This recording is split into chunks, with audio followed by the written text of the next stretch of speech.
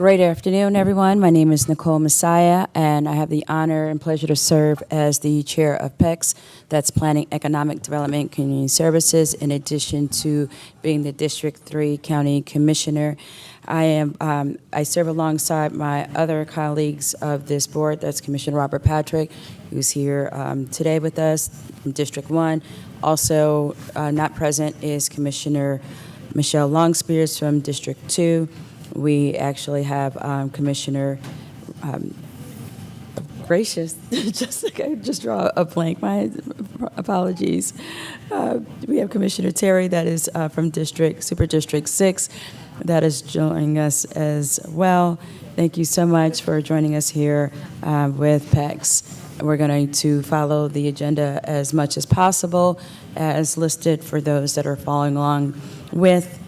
With that, we'll get started with the first agenda item, which is the minutes, and that agenda item is 2026-1169, and that's all commission districts, the minutes for June 6, 2026, Planning, Economic Development, and Community Services Committee meeting. If Commissioner Patrick, if you've had an opportunity to review those, I will accept a motion, please. Motion to approve 1169. Second. All those in favor? Aye. Aye. Thank you so much. And we'll jump right into our appointments, appreciative of the individuals that are here with us today and their willingness to serve DeKalb County. We'll start with 2026-1127, and that is all commission district. Appoint Shelley Bishop to post 2 of the DeKalb County Board of Family and Children Services. Ms. Bishop, if you would approach, thank you so much, and thank you for being here with us today. And so we generally will start our interviews similarly in just asking you to tell us a little bit about yourself, and then any of your skills, experiences, past work history that will make you valuable to serve on the DeKalb Board of Family and Children Services. Welcome. Thank you so much, Madam Commissioner, as well as to the other commissioners on the PECS committee. I am Shelley K. Bishop. I am a Ohio native. I was born and raised there. I went to Florida A&M University and then a graduate school with the MS, and graduated from Ohio State University with my MSW.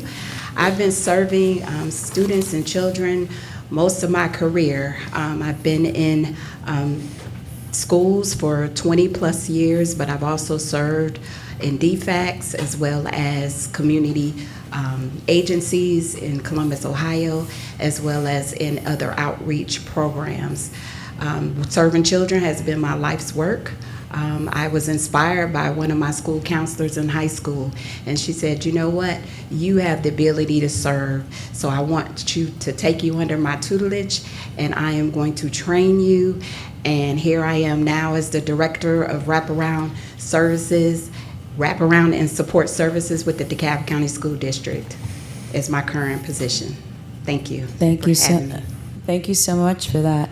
And you do have an extensive resume here, and your prior work to DFACS. That the DFACS board serves as a liaison between the community and the county by evaluating local child welfare services, family assistance programs like foster care, TANF, SNAP.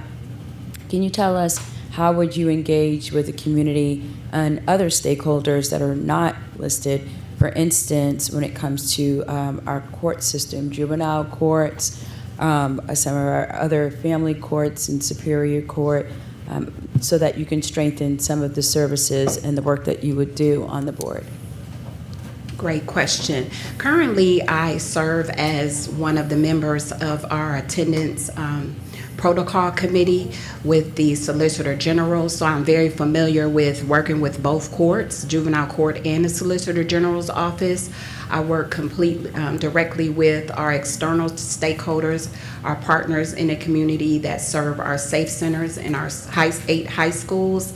And how I strengthen that is by continuing to build connections and helping them understand the programs in which I'm leading first, and then understand their programming. And so recently, last year, I started having a yearly partner meeting with our school-based mental health services, so that we can continue to strengthen that with the school districts as well as our external partners. So I've been working really hard at trying to ensure that we engage our partners to make sure they have a strong voice in the school district, as well as how we transfer what we do and how we work with them in their own settings. So I think it's a transferable relationship, and I just believe in making sure those connections are strengthened when I'm working with them directly.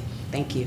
Thank you so much for that, and it's great to hear that you are already working with our Solicitor General, Donna Coleman-Stribling, and Yes. the other court systems related to it, because that is typically a missing piece. So thank you so much for having the foresight to, already been having the conversations and working on those lines. I'm going to open up the floor for the rest of my colleagues, and particularly Commissioner Patrick, who serves as a committee member. And, feel free, Commissioner Patrick, to ask any of the questions in an interview packet, or, any of your own. Okay. I'll take the fourth question. First of all, thank you for being here. It is a tough job that you're interested in and that you currently do, and it is appreciated. So thank you for looking after them. Serving on the DFACS board requires sound judgment when addressing sensitive issues involving children and families.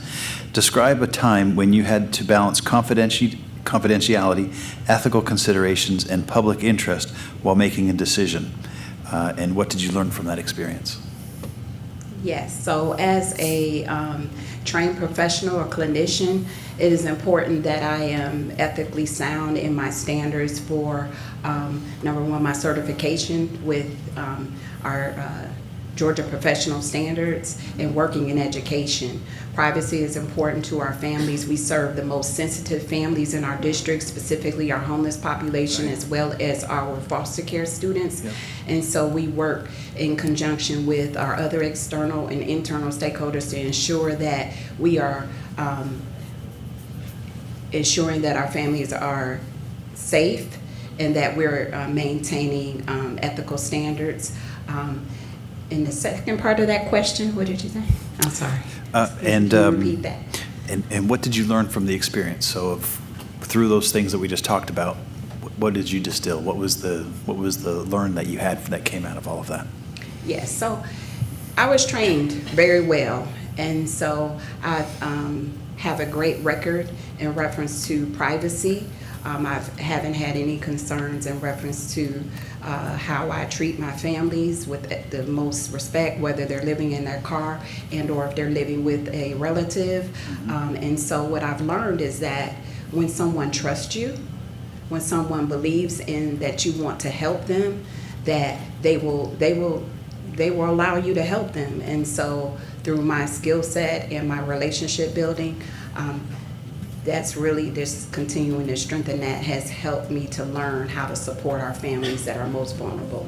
Thank you. All right. Yeah, thank you very much, Madam Chair. Thank you so much, Commissioner Patrick. And Commissioner Terry, you're free to answer and to ask any questions either here or that you might have of Ms. Shelley. Yes, happy to ask one of the prearranged questions.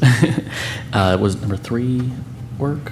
Mm-hmm. Okay. All right. So the board annually evaluates the effectiveness of county DFACS operations and makes recommendations for improvement. Describe your experience reviewing programs, policies, and performance data, and how would you approach identifying opportunities for improvement while supporting the agency's mission? Yes, thank you. So again, in my experience as an educator, we're constantly evaluating our impact and when we bring in program and or if we utilize specific systems and or tools. And so I think that is very important that we need to ensure that we are providing our constituents once we bring in programming, specific instruments and surveys, and asking for feedback to ensure that we are supporting the families and the constituents of what they need. And so that is very important to me. I believe in getting feedback from our stakeholders is important, because that's how we strengthen the work that we do every day. And our clientele, our parents, our families, our residents are the most important customers. And so I believe in gaining feedback from them, and I would utilize that information in supporting the board in how we strengthen the things that the mission for the county and or DFACS. Thank you. Wonderful. Thank you so much. Thank you so much. I appreciate that, Commissioner Terry. And I'll just ask the last question that we will ask all of our interviewees, and that is, are there any extenuating circumstances or potential reasons for recusal that could preclude or impede your service to DFACS or the DFACS board? No. Thank you. Again, thank you so much, Ms. Shelley Bishop, for being here and your willingness to serve. Someone from staff will be back in touch with you. Thank you so much for being here this afternoon. Thank you for this opportunity. Take care. Thank you. And we're going to continue through our appointments. The next agenda item is 2026-1128.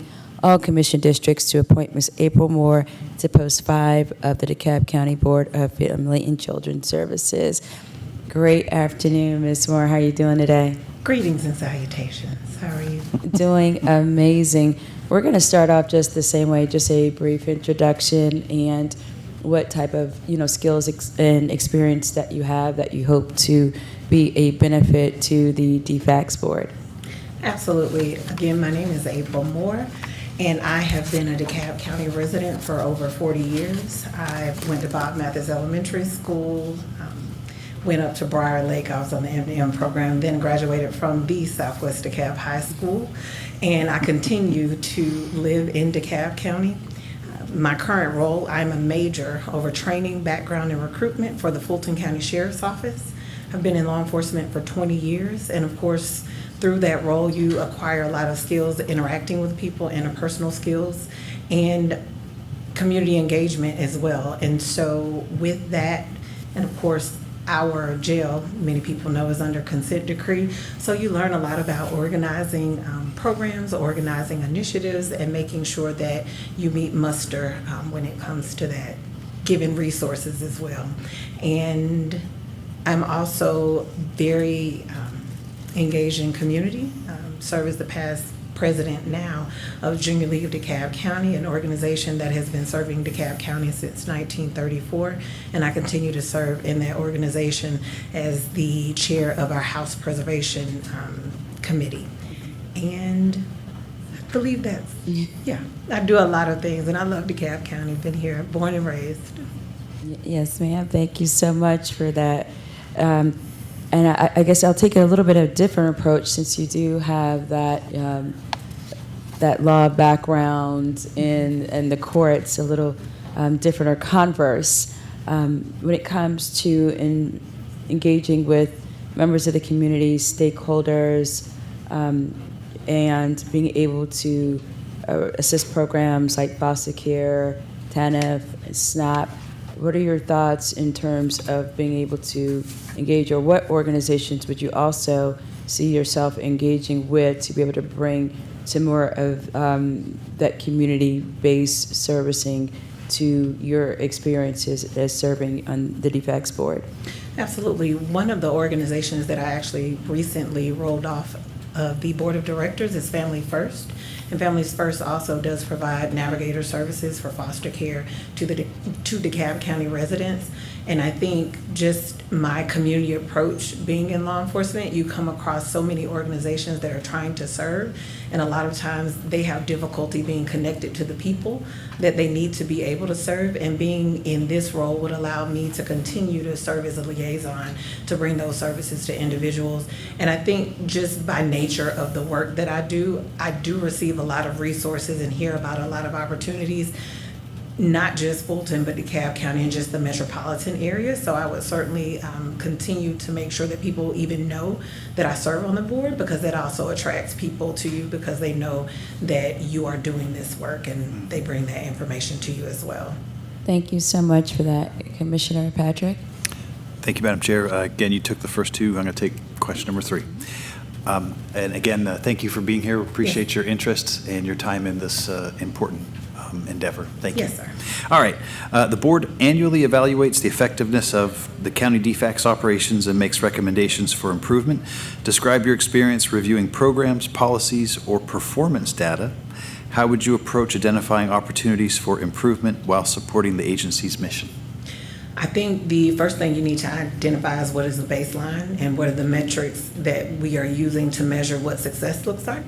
And once those have been identified, looking at the resources that are available to be able to achieve those metrics. And then once that is determined, looking at the policies that the agency currently has and identifying the gaps. And I don't know if the board goes as far as to be able to have conversations with either executive, senior level management and or staff members, because having that frontline conversation, because sometimes there's a disconnect between what people are being asked to do versus what is actually being done on the ground level. So I think trying to determine where the disconnect may be, if there is one at all, and what those improvements could potentially be, and seeing if they're feasible once implemented. Yeah, no, that great answer. Thank you very much. Thank you, Madam Chair. Thank you so much, Commissioner Patrick. Commissioner Terry? Thank you, Madam Chair. Thank you, April, for being here. I can definitely attest to the part of your resume with all of the organizations you're part of, because I have seen you out there in the community at many events over the years. So I'll just confirm that what's listed on your resume is actually very accurate, and you're very involved, because I see you a lot out in DeKalb community events. I will ask one of the pros questions. So this question is, the board is composed of members from diverse professional backgrounds and is expected to reflect the demographics of the community it serves. How would you contribute to productive collaboration with fellow board members who may have different perspectives or areas of expertise? Well, I think first, going back to establishing a baseline, what does everyone bring to the table? What are those diverse backgrounds? Whether it be socioeconomic status, profession, gender, race, any number of things can impact how you show up and have conversations and what those experiences are. And I think once that conversation amongst the team has occurred, we can then look at what the needs are for the board. And once those needs are established, whether it be subcommittees, specific initiatives or work, that perspective or whoever has the strongest knowledge in that area could maybe take the lead on that, bring it back to the group, and certainly continue to have conversations. But I think diversity of thought is very important, and being able to step outside of what you believe to be true to be able to get to a better understanding. Because I think as we have our own life experiences, sometimes it can limit us. And so especially when you're dealing with children and so many changes, whether it be related to funding or whether it be related to state law updates, I think it would be important to make sure that we are listening to every voice in the room and taking it into consideration, because often, the quietest voice may be the one that has the greatest ideas, and making sure everybody comes in, because some people may not be as outspoken or may feel like their voice is not being heard. So just making sure everyone is having an opportunity to speak to what is occurring or what is being discussed. Great, thank you. My pleasure. Thank you, Commissioner Terry. And so just for the final question, in terms of, seeing all of the engagement and involvement, is there anything that you believe will preclude or create a conflict in your ability to execute on the DFACS board? No, ma'am. All right, thank you so much. Thank I you. appreciate you, My Ms. pleasure. Ware, for being here, and all the service, because I too see you, out there and all the work that you're doing. And I could not run the marathons that you run, to say the least. It is very impressive. But thank you for representing us well. Enjoy the rest of your day. My pleasure. Thank you. Thank you. For those following along, I'm going to continue on. The next agenda item is coming from the CEO's office, and that is the 2026-1132 All Commission Districts consent to sublease and modify portions of Kirkwood Mental Health Center, Clifton Springs Mental Health Center, and Way Mental Health Center under contract number 138000971 with DeKalb Community Service Board, DBA Clarital Health, to Genova Healthcare LLC for use as pharmacies. COO. Thank you, Madam Chair. This is actually an item on behalf of Claritel, and what they're looking to do, I believe, is contract for pharmacy services at one of their facilities. So that's what this is about. All right, because I'm seeing three locations. So is it one or is it three? I apologize. At 3 of their facilities. Kirkwood. Okay. Yes, ma'am. All right, and do they currently, they're supposed to currently provide pharmacy services to us now, to the county or the residents in the county? I believe that they do, but in terms of how that's being provided, I'm not certain, but they are looking to have this operation provided by Genoa Healthcare. All right, and I think, do we have someone in the back? Are you with Claritel or with Genova Healthcare? With Claritel. All right, thank you so much. I appreciate it. Thank you for joining. So in terms of having Genova Healthcare to provide pharmacy services, can you talk to me a little bit about the pharmacy services that Claritel presently provides? Okay, so this relationship between DeKalb Community Service Board and Genoa has been in effect since 2014, and they've always been embedded in those 3 public health facilities, Kirkwood, Clifton Springs, and Wynway. And they operate as full-service pharmacies, so they are also available to the public. And what we do is we provide financial resources to cover the prescriptions for the clients that need their mental health medications and substance use disorder medications filled. And what Genoa does in response to being allowed to kind of operate those clinics there is they will credit us back. They will credit us back with medications to those clients in the amount of what we agree to on paper as the sublease. So basically, if we're saying that for occupying this space, it's approximately equivalent to $300 a month, then they will credit us back the $300 a month of funds that we provide to cover the medications for the individuals for free. So it's kind of like an offset. So it allows us to stretch the funding that we have for medication by allowing them to be inside the clinics. Okay. Thank you for that. I appreciate it.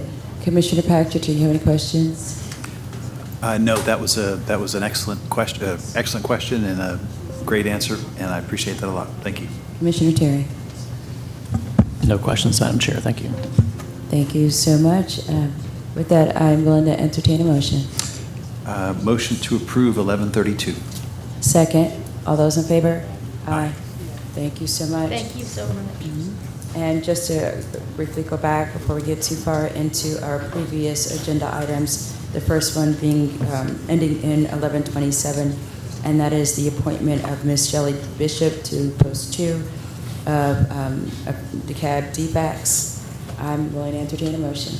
Motion to approve. Second. All those in favor? Aye. Aye. The next agenda item ending in 1128, all commission districts to appoint Ms. April Moore to post 5 of the DeKalb DFACS. I'm willing to entertain a motion. Motion to approve. Second. All those in favor? Aye. Aye. Going back to page 2, now under Park and Recs, that is agenda item 2026-0974, Commission Districts 3 and 6 to fund the operation of the Center for Hard to Recycle Materials, Charm and Recycling program with Live Thrive, Inc., located in 1225 Columbia Drive, Decatur, Georgia 30032. Great afternoon, Paige. How you doing today? Good afternoon. I'm doing well. How are you? Fantastic. So this is a contract with Live Thrive, the recycling program, where we have a current contract. So this is the renewal. The terms have stayed the same. So we're looking to approve this contract. All right. Has anything changed at all with the contract that we have presently? The only change is we're going to pay them a little bit differently, but it doesn't affect the contract term. Okay, same contract amount. All right. And I'm good on any questions. Commissioner Patrick? No questions. Commissioner Terry? Yes. Why have we not switched over this contract to sanitation department?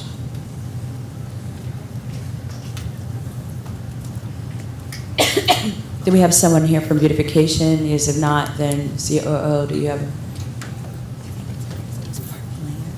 Right. So we haven't really discussed doing that. It probably makes sense. The original contract, as you may recall, was placing charm on parkland, and so they were involved at the outset, but there's no specific reason that we haven't.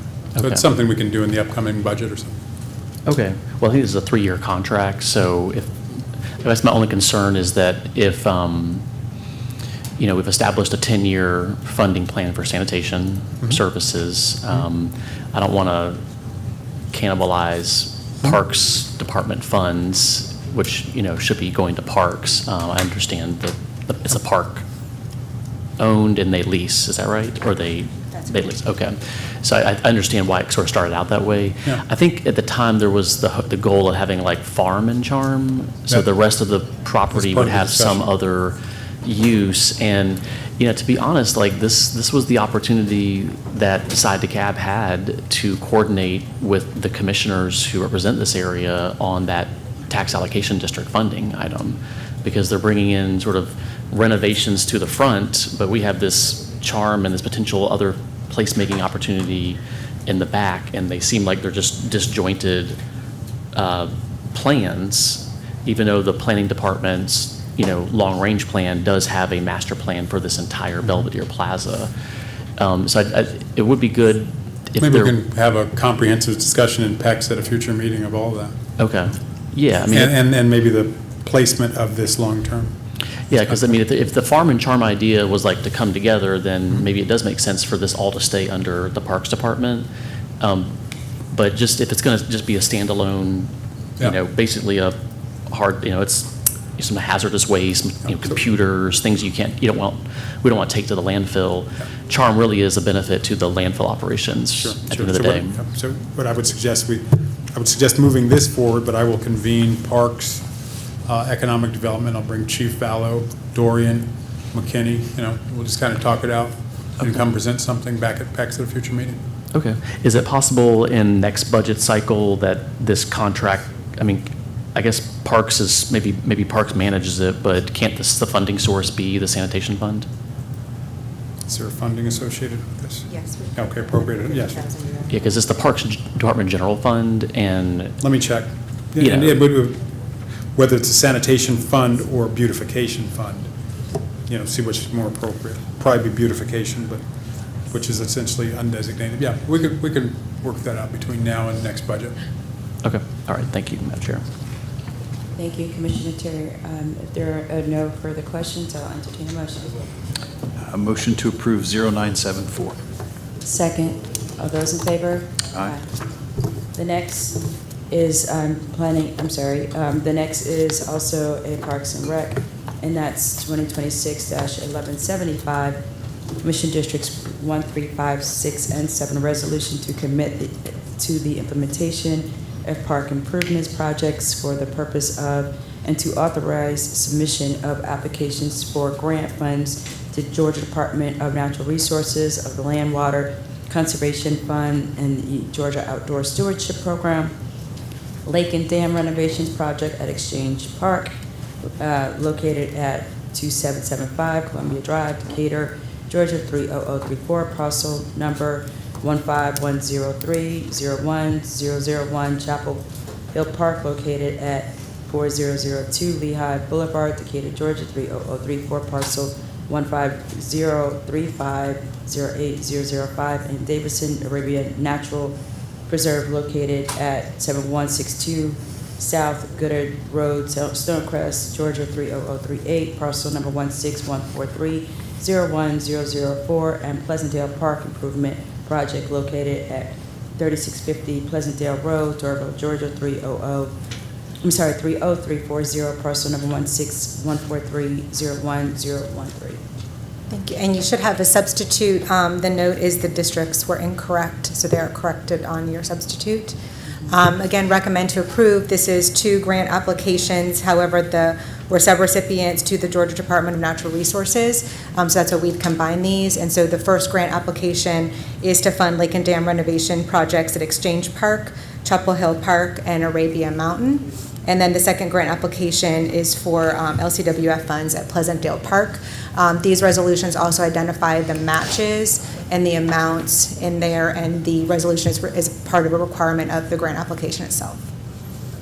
Thank you so much. And can you just, talk about what some of the, I'm seeing lake and dam renovations at particular locations. So specifically, is the focus going to be there, or can you tell us, just give us a little bit more context to this? Sure, absolutely. So the 3 dam projects, the match is the SWIFT-P program. So that's focusing on dam safety. The GOSP grant, which is the Outdoor Stewardship Program, focuses more on fishing piers, trail connectivity, boardwalk overlooks, and sort of the recreational site furnishings that we provide.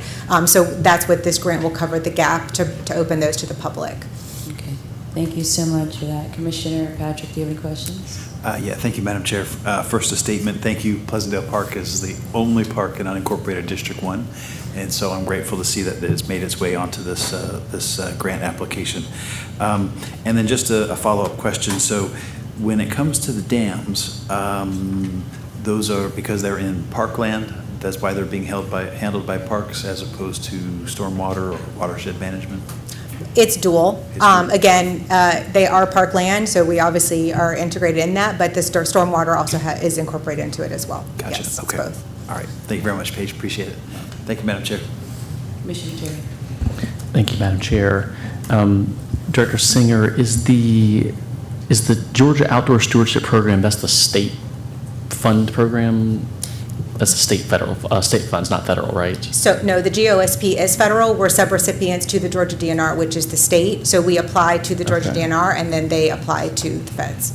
Okay, so there's no, because I thought there was like another state fund for parks and recreation that's not federal. It's like based on a fee or something.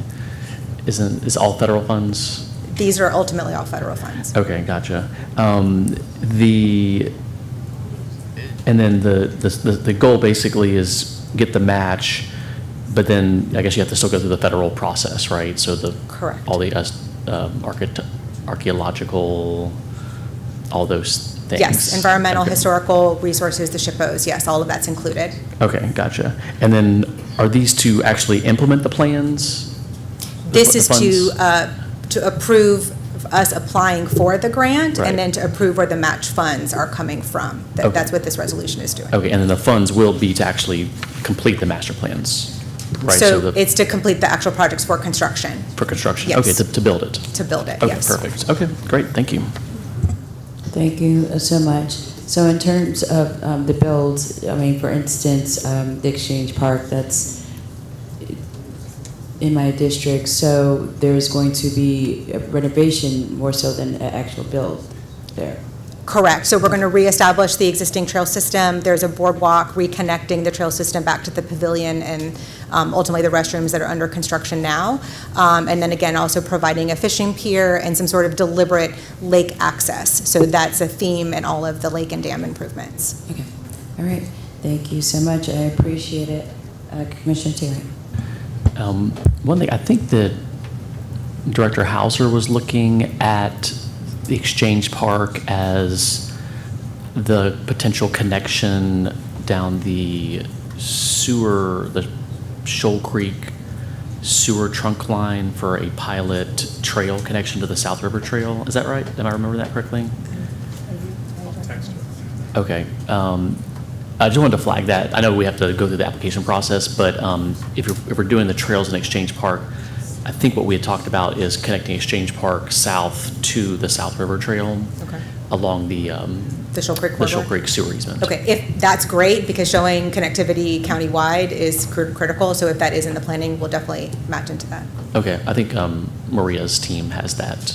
They were working on that, Zach. Yep, okay, thank you. With that, thank you so much, Paige. I will entertain a motion.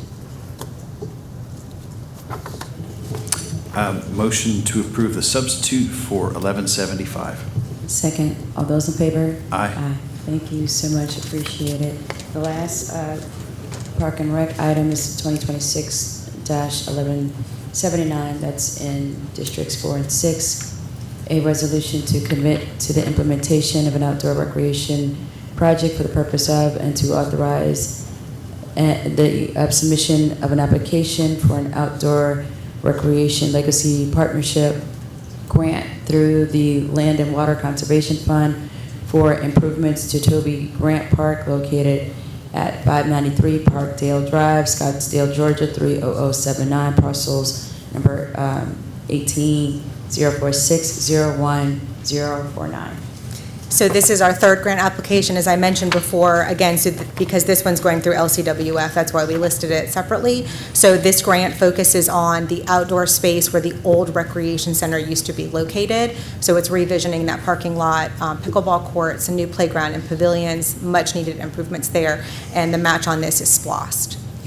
Thank you so much for that, and letting us know what the difference is, why this isn't grouped with the others, because that was going to be one of the questions I had. So thank you for being forward-thinking there. Are there any questions, Commissioner Patrick? No questions. Commissioner Terry?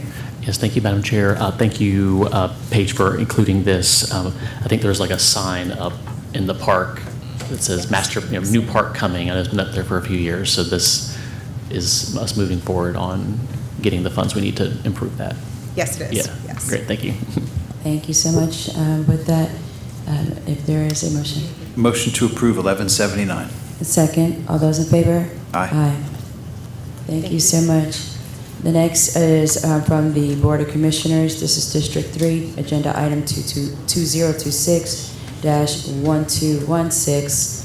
Again, Commission District 3, Budget Amendment to increase the general fund for the Parks and Rec Cultural Affairs, to enforce Sugar Creek Golf, and to address the lighting and retention wall for the third tennis court, an amount not to exceed $800,000.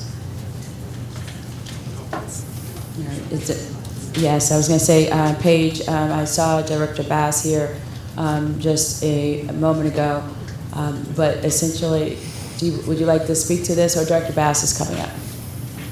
And I'll just briefly say, that in meeting with those folks and for some time, they have been communicating the specific need that we have to make some repairs, some much needed. I've been there continuously and had to visit on a regular basis myself through a school that was actually having tennis matches there. And in doing so, just recognizing that the specific need. So I'm glad we made sure that we touched base with Director Pass and Parks and Rec to ascertain what the need is. And if I may, Madam Of course. Chair, and not speaking to the need, just the funding. So what we'd look to do is, it would be a portion from SPLOST funding. I believe you have funds that can be allocated from SPLOST, order of magnitude, call it $400,000, and the balance would come from reserves or capital appropriation. We'd be moving money from, capital funds. So those are the two sources that would make it up, and we'd probably create a capital account as opposed to move money into the parks budget. Same destination, just different route. All right, as long as, those allocations are there. Director Bass. Yes, ma'am. And just to speak to the need, we held a community meeting and we shared with the plans that based on the studies that we weren't able to add, we had to eliminate one of the courts. Or initially, we were planning for 3 courts. pickleball court specifically. So there was about $800,000 difference in that particular request. So that was presented to the community. Yes, and so thank you for that. I thank you guys for your participation, and we heard the community loud and proud. I mean, there are also, I know the parking lot, there is, I believe, 25,000, it might have been more than that, monies that are there that should have been spent on some renovations with the parking lot, so. Yep, so I can verify that with Paige, but specifically this was to the lighting shortfall and the third court that was needed, and to add a retaining wall. Okay. Yep. Yeah. So again, just trying to make sure things get done. Commissioner Patrick? No concerns about these two items and your next item as well. But I also want to just make sure the context is this is being handled through the mid-year budget discussions, or is this intended as sort of a one-off?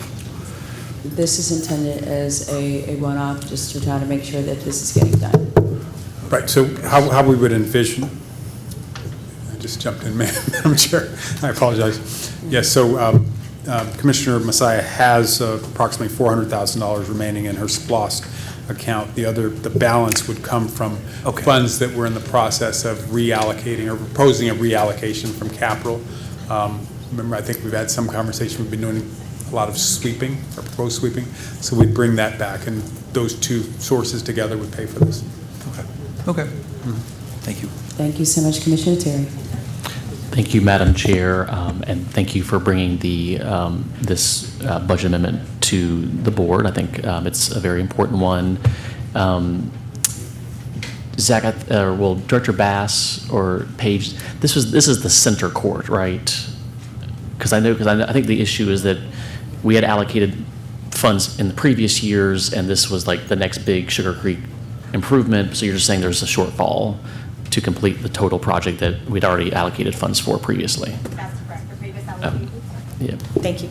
The previous allocation was $500,000 in order for us to move forward with the 3 courts. We are in a deficit. That's correct. Okay, understood. Well, thank you, Commissioner Messiah, for working on this because we wouldn't want to allocate funds and just not use them. And so clearly that the lighting and the retention wall are very important. So, fully support this. And, I guess,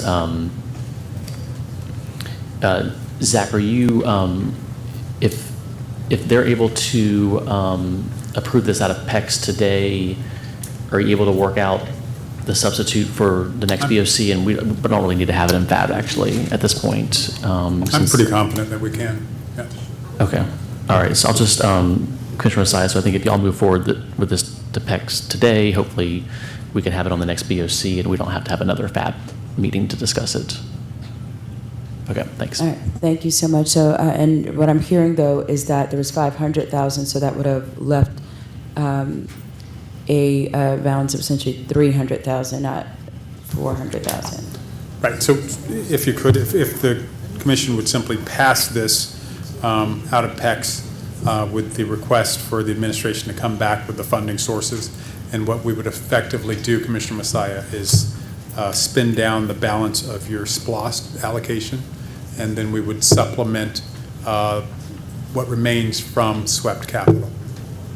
Okay, so we'll have to talk more about that funding source and some of the needs, and just that it's gone largely undone, along with some other things related to this specific property for some time, and the intent is to get it done. So that's why I wanted to make sure I first reached out to Park and Rec to understand, after also meeting with the community and the leadership over there. So we'll talk about it, exactly what that looks like, but we will go ahead and move this along to the extent that my colleague is ready as well. With that, I'll entertain a motion. I apologize. Motion No to worries. approve. Second. 1216. All those in favor? Aye. Thank you so much. The next is 2026. This is again Board of Commissioners, District 3, 2026-1219, Commission District 3, budget amendment to increase the general fund for the for Parks and Recs for Porter Sanford Arts and Community Center to address required equipment improvements, an amount not to exceed $79,000. Thank you so much, Paige, again. Recommended to approve. This has been to internal audit. If you recall from the last meeting, we did reduce the vendor 5, American Engineers. That was the reduction. So this is the new agenda item following the recommendation from internal audit. So our recommendation is to approve. Thank you so much. I appreciate it again and appreciate you guys' work and being able to do those assessments and ascertain as we were coming before the board, my colleagues, everyone here, that we've done the preliminary work to find out what things are going to cost ahead of time. With that, Commissioner Patrick. No questions, ready to make a motion? Well, that's where we're at now. We're at Port of Sanford right now. So we approved the other, and now we're at Port of Sanford. Oh, I'm sorry. Oh, I thought we went down to the change order. I apologize. My bad. No worries. Thank you, Commissioner Terry, for So that. sorry. No, the agenda item that I read ends in 1219, and this is related to Port of Sanford. I apologize. The amount not to exceed $79,000. No worries. Commissioner Terry. Yes, thank you. Thank you, Commissioner Masai, for bringing this forward. And I mean, to me, this is an investment in a county facility that I know gets used a lot by us, but also I think community groups rent it.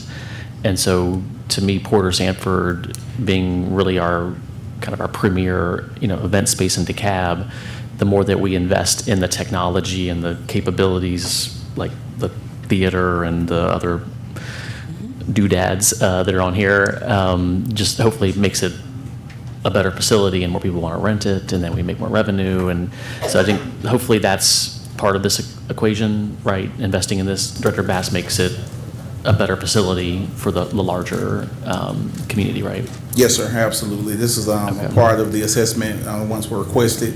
The arts director, Stephanie Raines, did an assessment of what we needed to focus on, so these were the recommendations that she brought forward.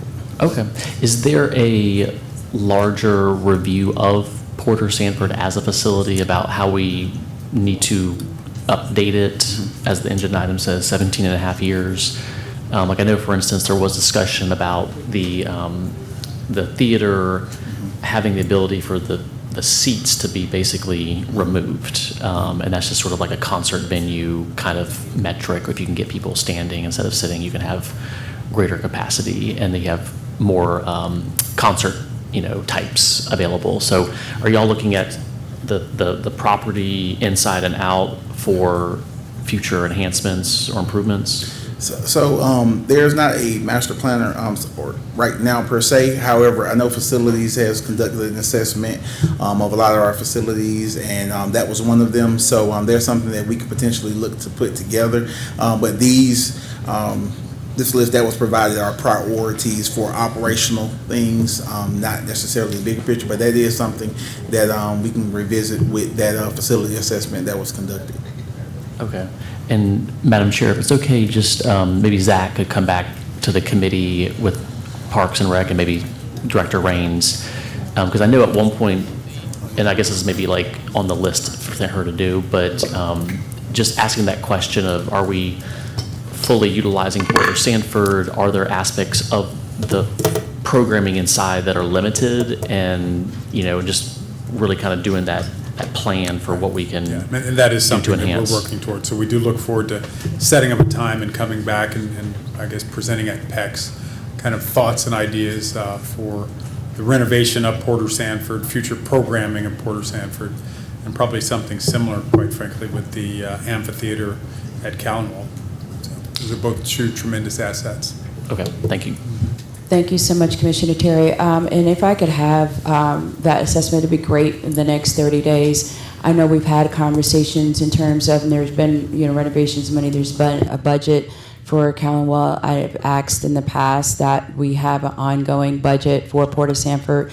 It has just seen exponential use and, been largely, I would say, overutilized, but under-supported. And, to the extent that we do have seniors that walk down the aisle and carpeting challenges or air conditioning that apparently is not controlled through the building facility itself. The gist of it is Almost all of our colleagues, we use that, use it quite often with a lot more use, and I would like for it to be able to be maintained so that when people do visit it and the gem that it is in DeKalb County, that it's sufficient and have what it needs. So thank you all for all of your efforts in trying to get that done. Thank you so much, colleagues, for your willingness to support trying to get this done as well. It's really critical, so thank you for that.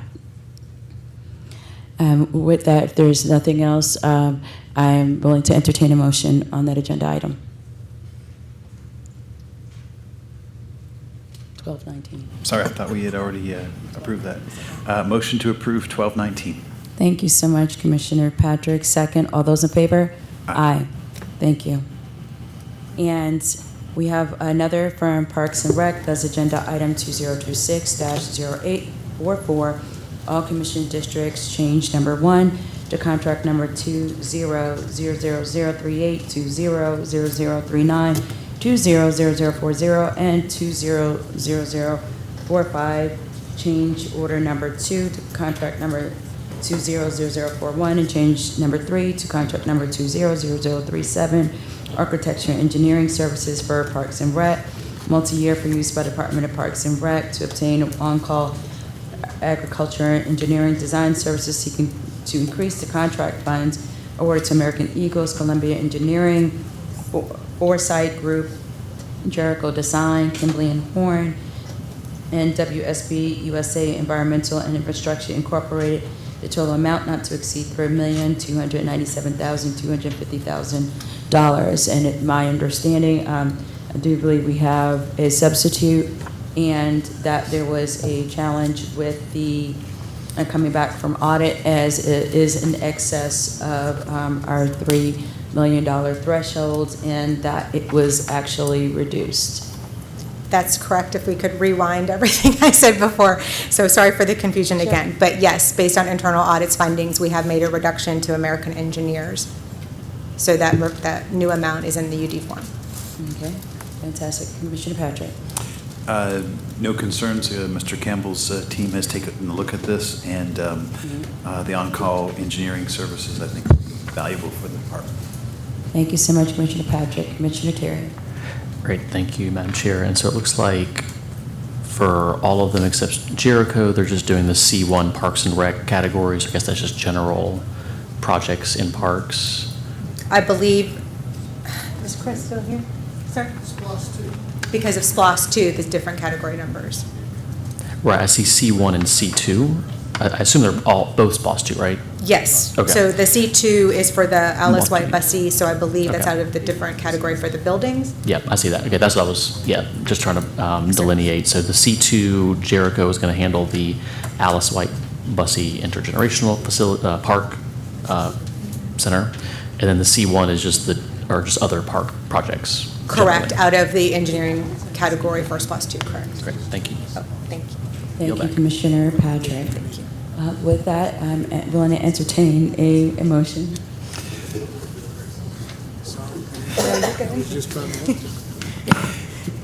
He washes his gray out. He washes his gray out. Commissioner Patrick, Lord have mercy. I'm just saying. Well, you both got the beards going on and mustache, so, that friendly thing is over. You both were.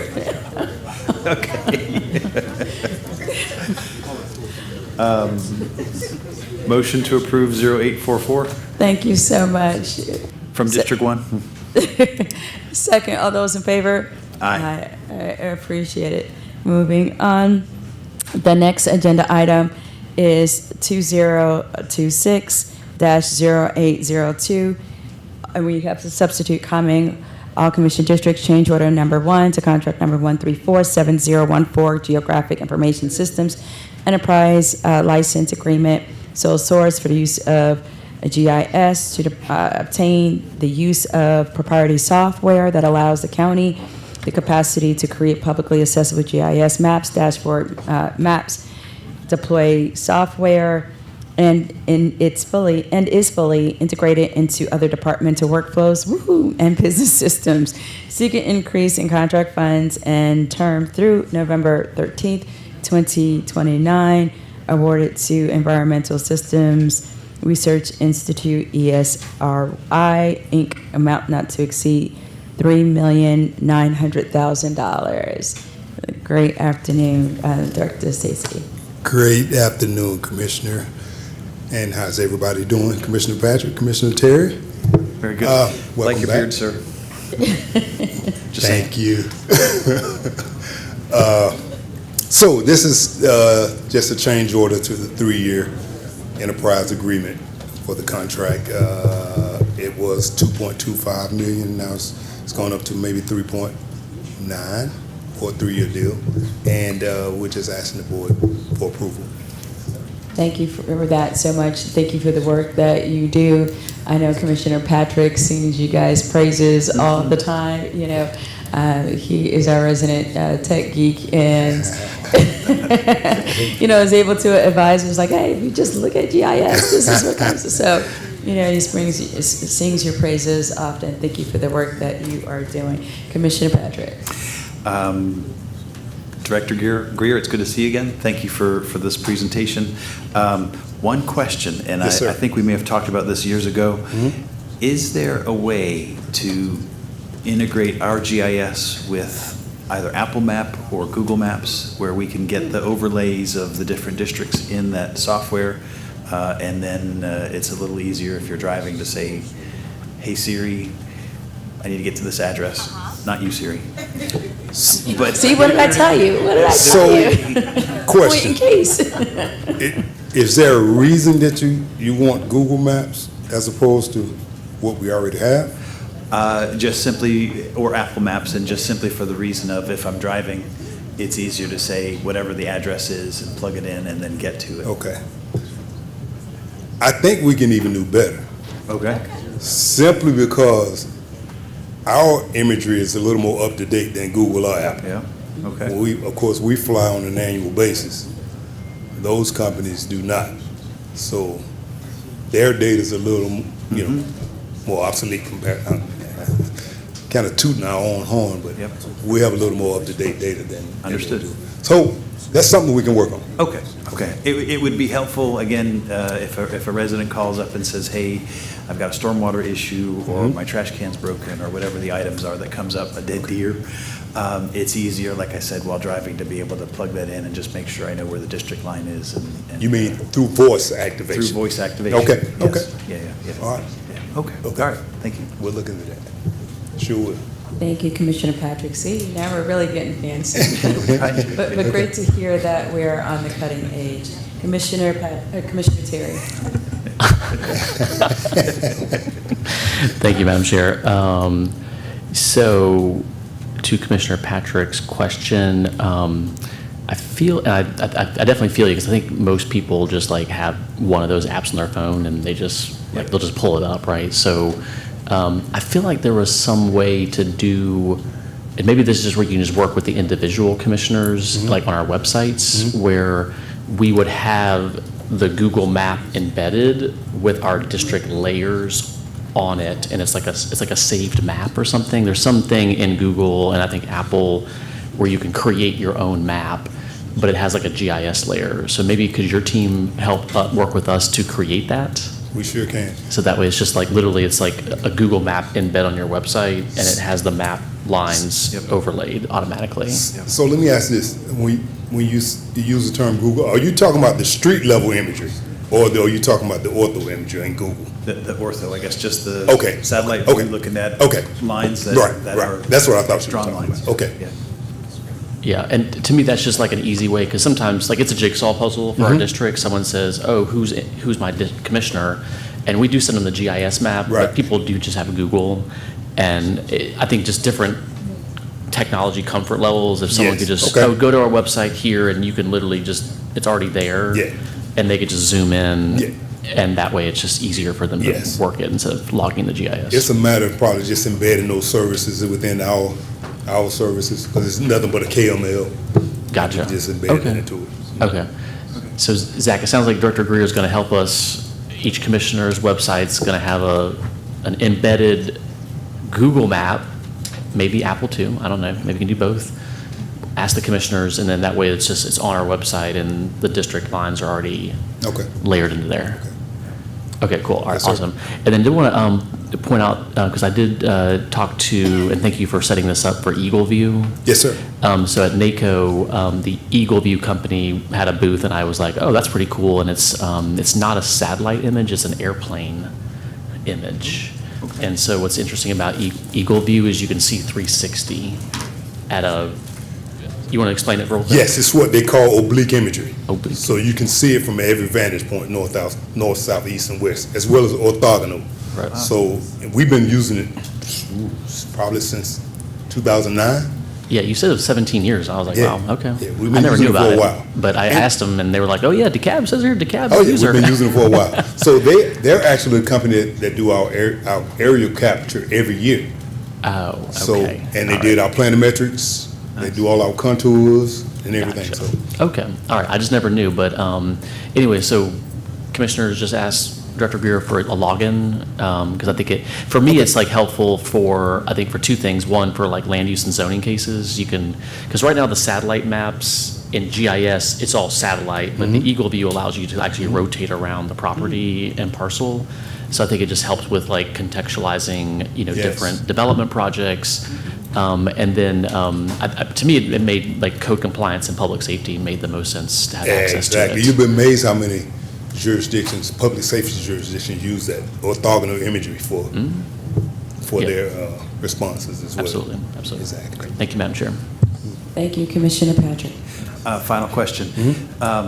And this may not be a GIS, but I'm still going to ask the question. Okay. The city of Dunwoody has See-Click Fix. Is there any way that GIS can integrate a See-Click Fix option for our residents to be able to report whatever the issue is? And we've kind of looked at that. That's a third-party software. Yep. We do have the capability of doing that in-house. The only thing concerns me is the back end of it. And integrating that with the different departments, and like with CityWorks departments that use CityWorks. Okay. Would you like to come up? I see you looking because we're talking about integration. So we're talking about the technology aspect, and I'm looking at. And again, the whole basis of the question is it's super easy. Right. If you're taking a walk, pull out your phone, take a picture, upload it. It is. And then- We kind of looked at this before, and it's just getting all the different departments coordinated, because once you add a lot of residents capturing those items, It's go they're time. going to get inundated with that. Oh, yeah. So Oh, yeah. Yeah, that's Director one of the Shelton. Okay, and congratulations. Thank you so much. Thank By the you. way, yes. So, and I saw you, and please, feel free to weigh in. So yes, as far as the integration and which application that the county wants to move towards, I mean, we're also doing some evaluations on 311, See-Click Fix type systems now. Yeah. We do have a system already in place called Oracle right now that's integrated with GIS currently. But we're looking to do more as far as giving the citizens the capability to report these issues via phone or via a better web page. So we are in talks right now to get a new system. Okay. And again, I'm not married to a particular vendor, but the concept of that ease of being able to say, anywhere in the county, I'm a resident going for a walk in the neighborhood or driving down the street, I see something, I can click on it, get it over to the elected official as well as the administration and say, I need this fixed in my neighborhood. That's the Yes. goal. In my mind, that's the goal to have. That's the vision, but we have to make sure we're able to handle those requests internally first before we just roll out a brand new system and then it explodes and we can't handle the tickets. Do we have maybe a timeframe idea when something like this might be functional? Yeah, so I think speaking to the operational side in terms of handling the workflow, let us come back to PWI to discuss that, because quite frankly, the overwhelming majority is going to be sanitation or solid waste, watershed, roads and drainage. Potholes, Yeah. yeah, stormwater, something like that. Those particular departments. So we'll come back maybe in the next 45 days to talk through how we would be prepared to receive those. The technology part, as Director or CIO just mentioned, he's prepared to put a system in place, a technology in place, but we just need to operationally be able to receive, assign, and complete the work. And that's the part we're working on. And quite frankly, some of the work that the Momentum firm is doing in conjunction, or as far as implementing the Malden and Jenkins study, deals with some of that. So it's all part of what we're working on. I've never been yelled at because we got I've a been yelled pothole at a fixed. lot. Well, wait a second, I get yelled at by my wife all the time, but because a pothole or a garbage can issue is taken care of like within hours, which oftentimes happens through the departments, residents actually appreciate that level of responsiveness, and if there's any way that we need to, as a board, ensure that you guys need what you need to be able to carry out that mission, that is a goal. Thank you, Commissioner. As a matter of fact, the board has done what is necessary by the votes, whether it's the water, sewer rate, the roads and drain. Each of those votes will help us to ensure that we have the staff and the systems in place to implement this. Perfect. Thank you. 45 days. There- Thank you. I heard it. Commissioner Terry. Thank you, Madam Chair. Sorry to stay on this topic. It's not directly related to the agenda item, but I do think we have been kind of, dancing around just something that I think a lot of jurisdictions have done, which is just hire a third-party software system like SeeClickFix and to just implement it. So what I would request is some sort of side-by-side comparison where there might be an in-house fix or idea with Oracle, there might be a SeeClickFix. I mean, NACO and ACCG have probably like 3 or 4 other companies that basically do the same thing. Yeah. And I think what would be most helpful to me and sort of my constituents is allowing us to look at the different solutions and maybe provide some feedback on what is the most user-friendly, the most integrated, and let's try some out. Or I'm a little wary of like the in-house internal fixes because I don't know. I think part of the solution that the average person is looking for is something that's very easy to navigate, and sometimes these companies that's sort of their business. They take the architecture of what CIO is talking about, and then they gussy it up to make it user-friendly. And, whether you like just the name SeeClickFix, it sounds very easy. Oh, great, SeeClickFix, that's so simple. 311 has a good reputation as well, here, if there was a solution like that. So Is it possible to just share with the committee members or commissioners in general, I guess, just like here the 3 or 4 different solutions we're looking at and just compare them side by side? And I mean, maybe y'all can just do an RFQ or something and just figure out, what we're trying to get to. I feel like I've heard we've been working on this internal solution since Commissioner Patrick and I got on the board because you introduced the idea of SeeClickFix your very first year.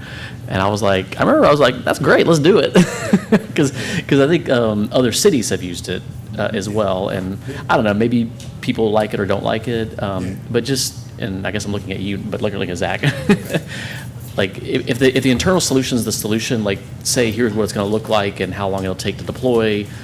But if there's a quicker, more efficient solution that's already like in the business of doing these type of things, let's consider those options, and maybe we can hone in on that decision. Thank you. Thank you so much, Commissioner Terry, and essentially just, give us options once you guys have, further discussion. And within 45 days, though. And I appreciate you, Director Greer. Commissioner Patrick. Since we've got the team here, I got to throw one more item out there. Okay. And this may be PWI. We get frequent reports of water line breaks throughout the districts. And I forget the young lady's name, but she's our DEMA person. And yes. And I threw the question at her, is there a way we can geofence a neighborhood when there's a water line break?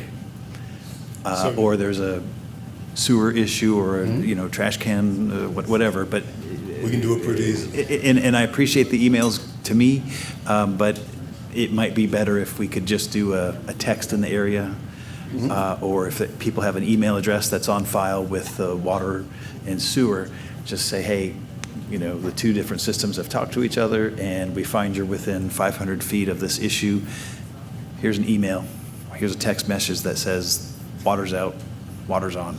That would be, I think, very helpful for us.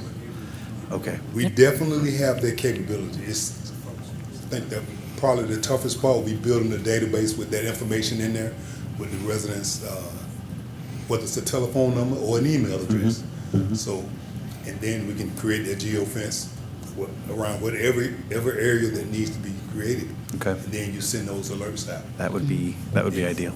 Yeah. We have a server software called Geo Event, and it tracks all real-time Okay. analytics, and it actually sends SMS messages out, whether it's email or text messages like this. Right. And that's part of the Esri suite of software. Well, there you go. And I know that Commissioner Patrick, he's been sharing his desire for this. I know we've heard it, several times. So, Stacy, we may have to get you a District 1 wrestling belt for that one. That's next level, man. That is next level. God, I love it. Anyway, but thank you, Madam Chair. And So thank you. anything real time. Okay. That software allows you. Okay, all right. Thank you, Director Greer, CIO. Thank you. Thank you. It is. Yes. With that, I will entertain a motion on the substitute. Motion to approve the substitute for 0802. Second, all those in favor? Aye.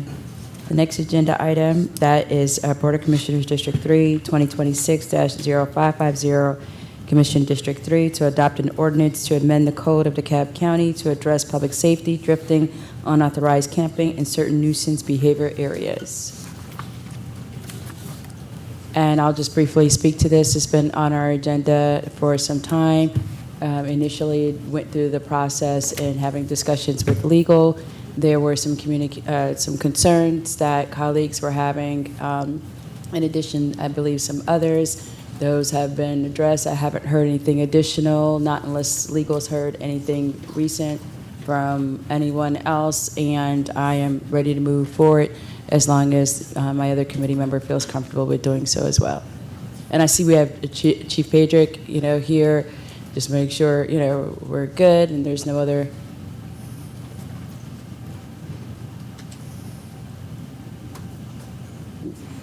Good afternoon, Chief. Good afternoon, ma'am, commissioners. Yes. So my concerns were from an operational enforcement perspective. I did have the opportunity to speak with legal, and we are good to go. If it's the board's pleasure to pass this ordinance, then we'll be prepared to enforce it.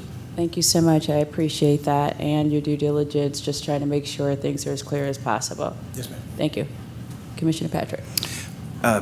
Chief, I guess just to make sure, or Mr. Phillips, you guys have completed your review and you're comfortable moving forward?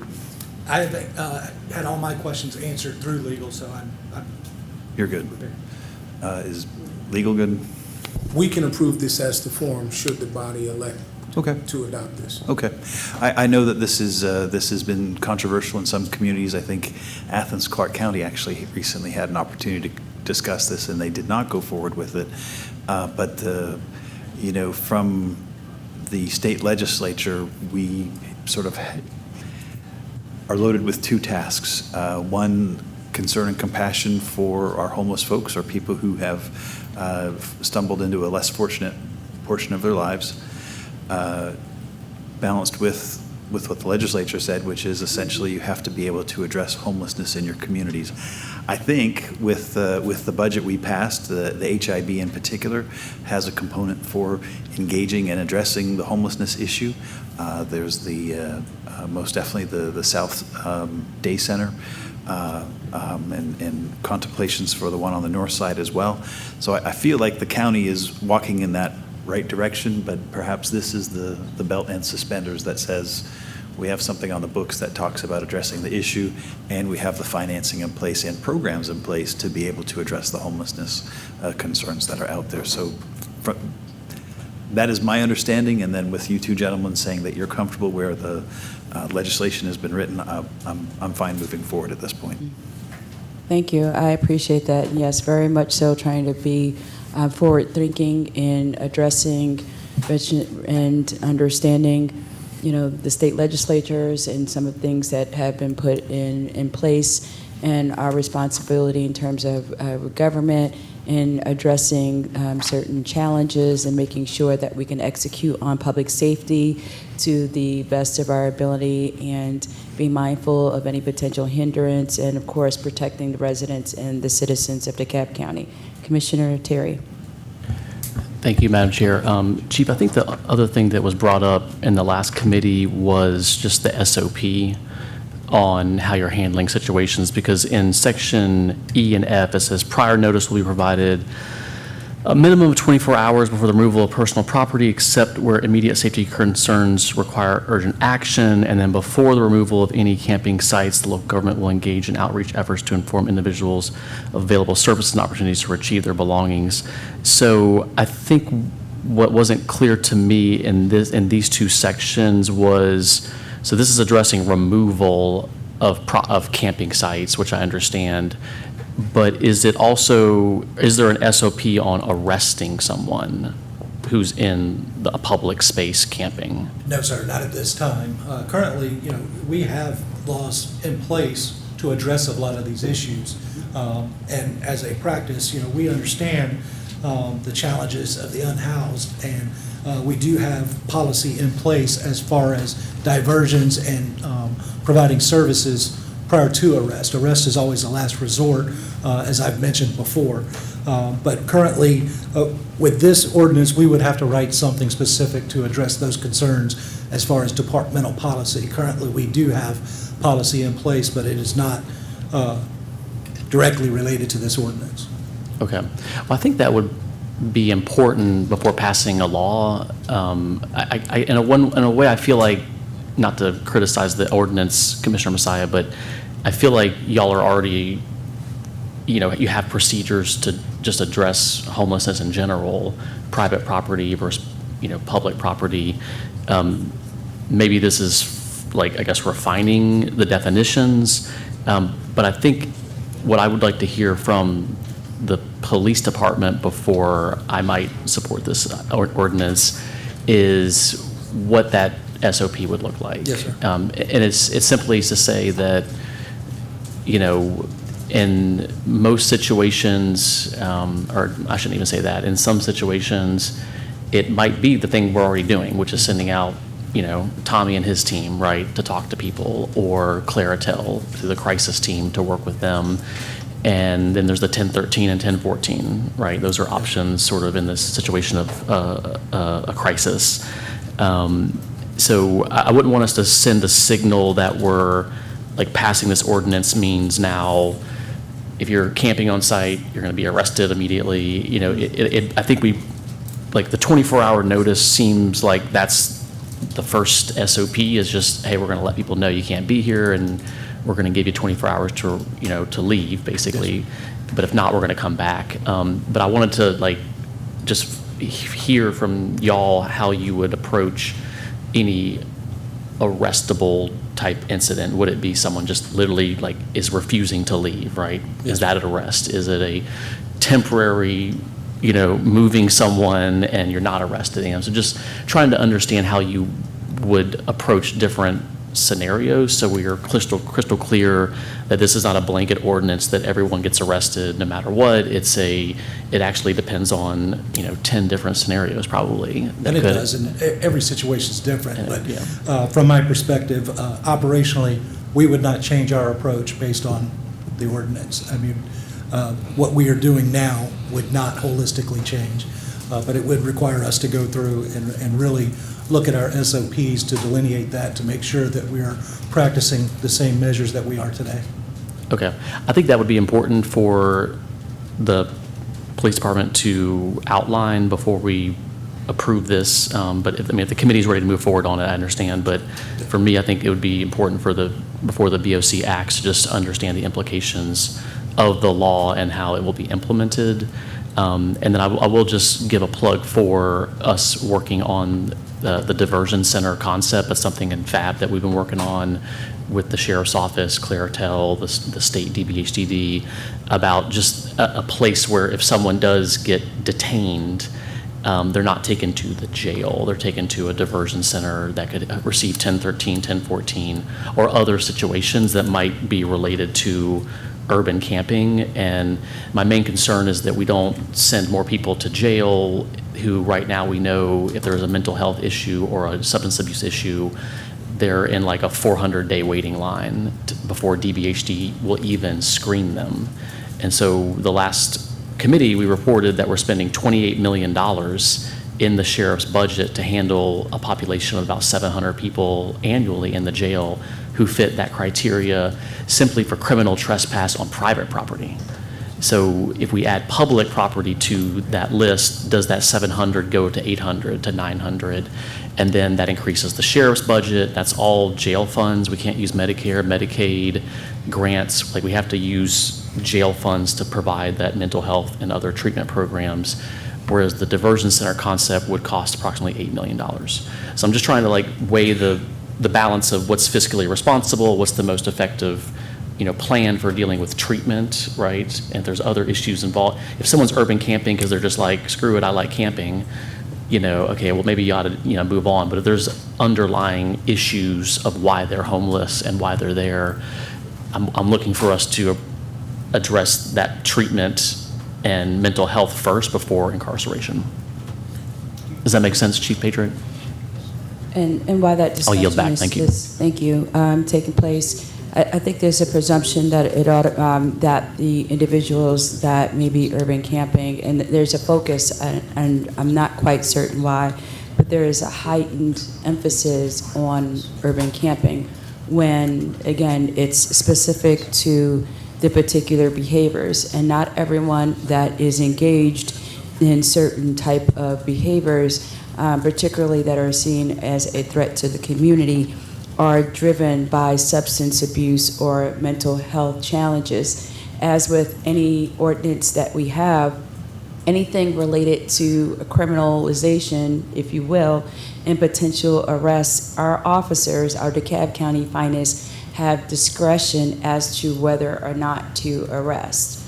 And so that doesn't change whether it is a trespassing or some other type of nuisance. And so they have the discretion as they are on the scene and engaging in a circumstance to identify whether the best course at that point is an arrest or whether or not there's a warning or something, a verbal command as to what should happen, and how I think to focus on just, because there are folks that engage behaviors that are a threat, that are found within the ordinance that aren't necessarily urban camping.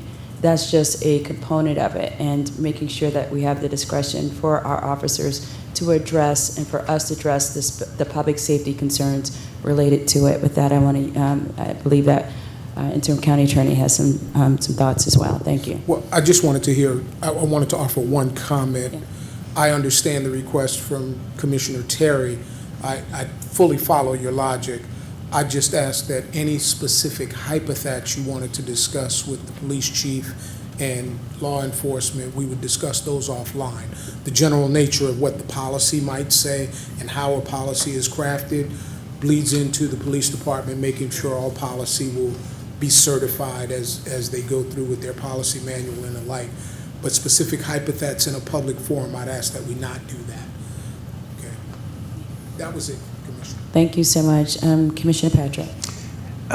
So I guess about 2 years ago, we had a conversation about not wanting to have arresting homelessness as the first option that we approach.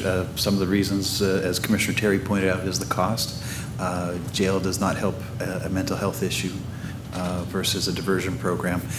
I'm wondering if there was a reference to the policy that was approved by the board and you had a chance to look over, Chief. If there was a reference into that, Commissioner Terry, is that something that could get you closer to yes? Well, I think, because at the end of the day, the issue is yeah, if someone is behaving in a way that jail is the only option, I think that's necessary. But I also myself agree that, we do need to find ways to make sure that jail is not the first option.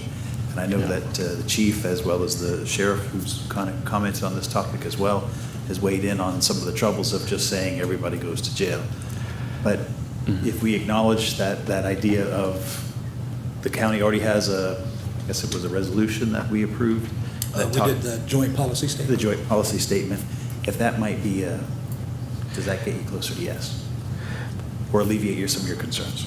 Well, I think in reference to the diversion center concept, I think the 1013 and 1014 situation is what I'm looking for in this ordinance.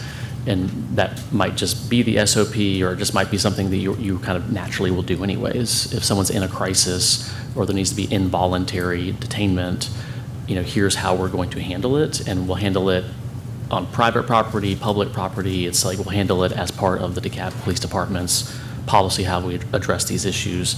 So that, I think that would help, because it's acknowledging that the situations that do require treatment, incarceration is not really the solution. It's not really going to get us anywhere. But I guess to Commissioner Messiah's point, if there's someone violating this ordinance and there aren't mental health, substance abuse issues, and it's simply a matter of someone, just simply, I will not leave, then hopefully there's an opportunity, like we say here, to provide outreach, to provide services, right? We have the day center, we have our housing, the transitional housing, plan. So those are things I think that help give us options. And the last thing I will say though is I'm still, it does seem like we're not, and this is more for Zach, that I don't know if we're quite there in we have sort of the full suite of homeless services. Because, and that's my only concern, is that if we pass this, we're sort of creating a system that only has one off-put, and that's incarceration or in jail, versus actually we only have the day center, and you can go to Frontline for a warming center, and then, but we don't have a house for you, we don't have a transitional facility, we don't have a crisis center, we don't have a permanent supportive housing. Right. So it just becomes a thing where we might say, oh, we'll eventually get to this one day. But in the meantime, the police might enforce this and say, like, our only option right now is incarceration for violating this particular ordinance. And I'm just going to say briefly that, and I appreciate all of the dialogue in and around it. I believe wholeheartedly in our law enforcement and the work that they do for our community, for our citizens. Every day, our officers go out there and they have to make decisions on behalf of the residents and use their discretion, their compassion, their emotion, their experiences, their training to do what is best on behalf of our community, of our county, of our constituents, and of themselves and their colleagues. So they have a discretion to decide what is best given the circumstances and the situation that they find themselves in, and that they are trying to prevent the public from having to experience in a way that's adverse to the public. And so they already employ a number, because I've stood out there myself for hours with 7 of our officers as someone was having a crisis driving by, and asked, do we need to reach out to Claritel, waiting for someone else, mobile crisis unit to show up, literally standing out in the sun, as they took due care and diligence to make sure that this young lady that was on the ground having a crisis, it was not escalated into anything that was criminal, because clearly she was having a mental health breakdown. Mm-hmm. And so I've seen our officers directly. I don't think that to put something in place that further protects our communities. Particularly, I'll say it is prevalent, what we're speaking of is more prevalent in certain areas versus others.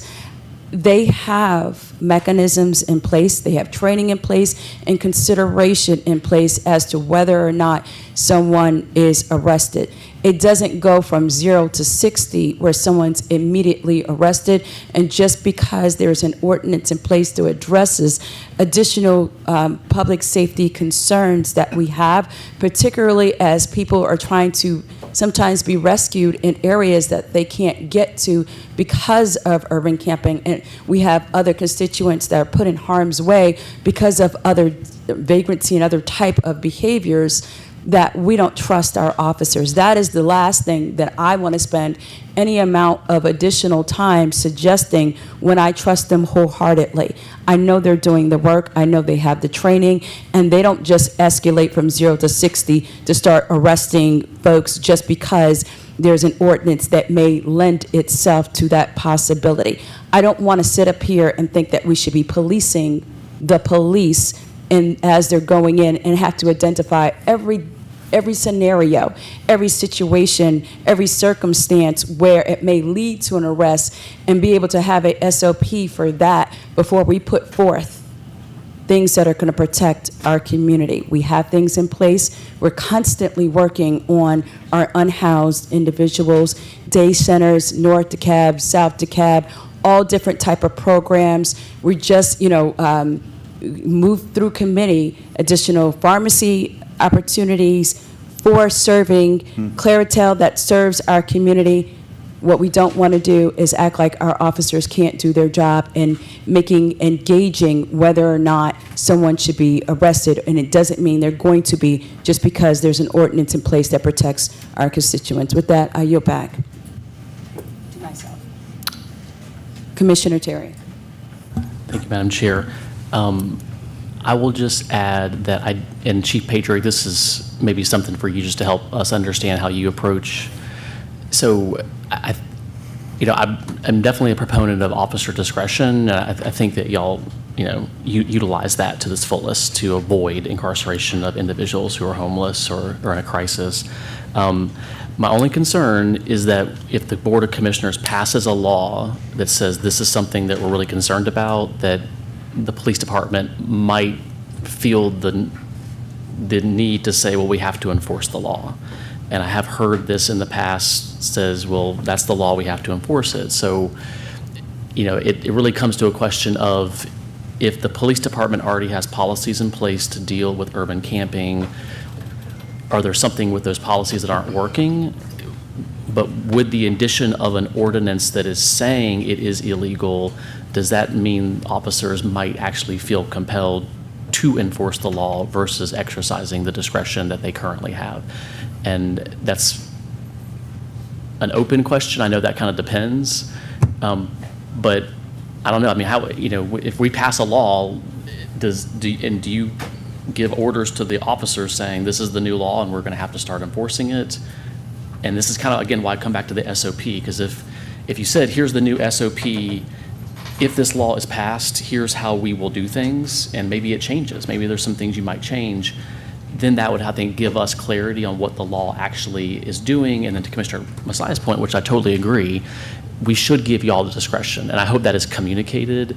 So if the law had an SOP sort of as like an attachment or an appendix, I think ourselves and anyone in the public would understand that this is not a criminalizing homelessness law. It is a clarifying the ordinance and the law, but then here's how we actually approach it.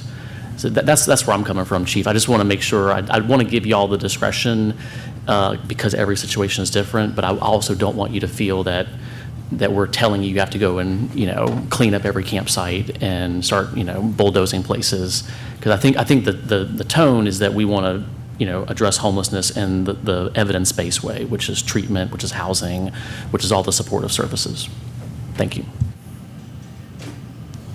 Let's hope there's no bulldozing, Commissioner. Thank you for saying that. That's really important for everyone to understand.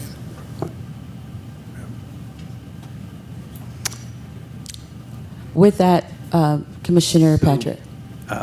What I'd like to do is I'm going to propose a motion that we advance this. I'm going to ask that there is a reference added to that joint statement that was produced about a year or two ago.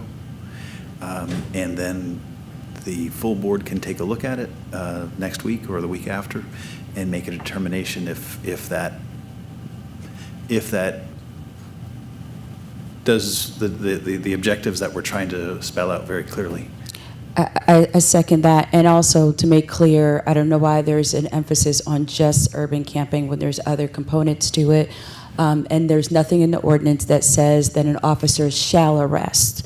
So I just want to make sure that, yes, it is clear officers, of course, they follow the law and are responsible for ensuring that our community follows the law as well, but nothing says that they shall arrest, that they're under obligation to arrest, and that it's mandatory that they arrest. That's part of the discretion that we don't have to give them, but that they have when they take an oath of office as an officer, and that they already have. That's not a power that the Board of Commissioners has to provide them.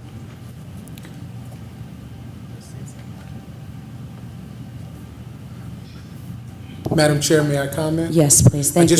I just want to be clear, Commissioner Patrick, the Law Department will happily work with the Police Department for the additional reference you're asking for in this ordinance. We've worked closely with Commissioner Messiah's team on the drafting, and we'd just like to be involved to make sure we keep track of what's there. Okay. Okay. I would not draft it. I'm relying on you, just to be clear. We will. Okay, all I right. didn't want to step on any toes. Okay, Make sure you were understood. okay with that. Understood. So again, Entertain a motion. motion to approve with language referencing the joint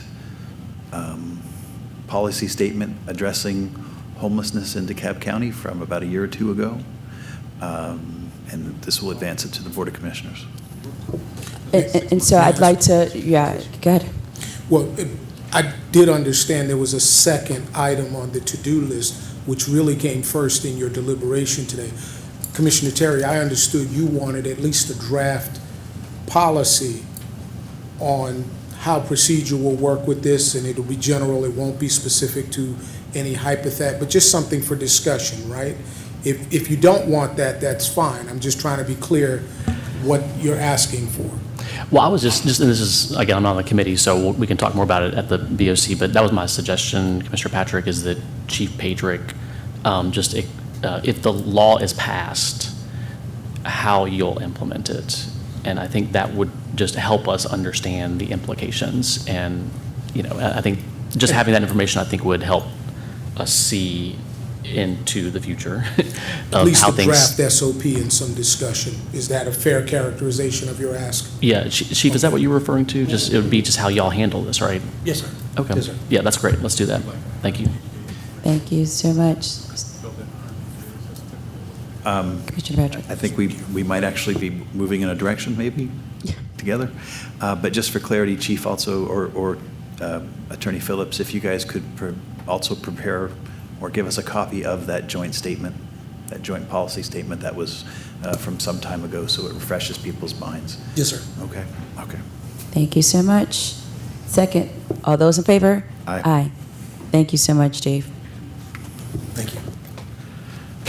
The next agenda item is Board of Commissioners District 6, 2025-0015, all commission districts, an ordinance to amend the Code of DeKalb County, Georgia, 16 pertaining to the regulation of sound and for other purposes.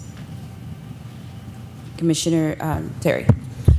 Yes, thank you, Madam Chair. And I think Mr. Petty can come up very briefly and just, again, remind the committee that there's two choices here that will dictate how we move this to the full board for consideration.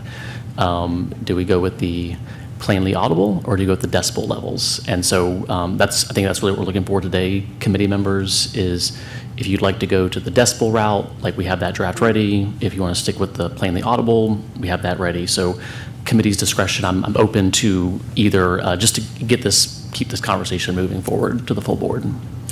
I don't mean to silence Mr. Petty. He's done the heavy lift on this, but Yes, our yes. team has gone over it. We have prepared both versions. Yep. And both are in a form that we are happy to approve. So Commissioner Terry's characterization is exactly accurate. We need to know which one you want to move forward with. Commissioner Patrick. I would be comfortable with the decimal reader version. Obviously, our other colleague is not here right now, but that's what I would be comfortable with. And I will yield to what the author of this desires. Do you prefer, or is it your suggestion that we use the decimal meter or the plainly audible? Yes, I would suggest the decibel, just simply because I think the enforceability is going to be easier. I know there'll be some equipment stuff we have to work out, but I do think that might help make it a very clear and clean enforcement for police and code compliance. Thank you. COO. Yes, thank you. And just for the record, in case it was forgotten, I just want to make it clear that staff's position is that plainly audible works best, but we will implement whatever the board votes on. All right. Then my recommendation is going to be plainly audible. Again, that goes back to the idea of the discretion of our officers that come out and they're hearing. But again, we entrust in our officers. That's the whole point. And so mine will be for the plainly audible. I know that not only would it be a concern related to the initial purchase of the equipment, but then the costs associated with the maintenance of it, then being able to have specific guidelines as to how often those devices would need to be calibrated to estimate how many of our officers and which officers would actually have those particular equipment, what happens if the equipment fails in some way.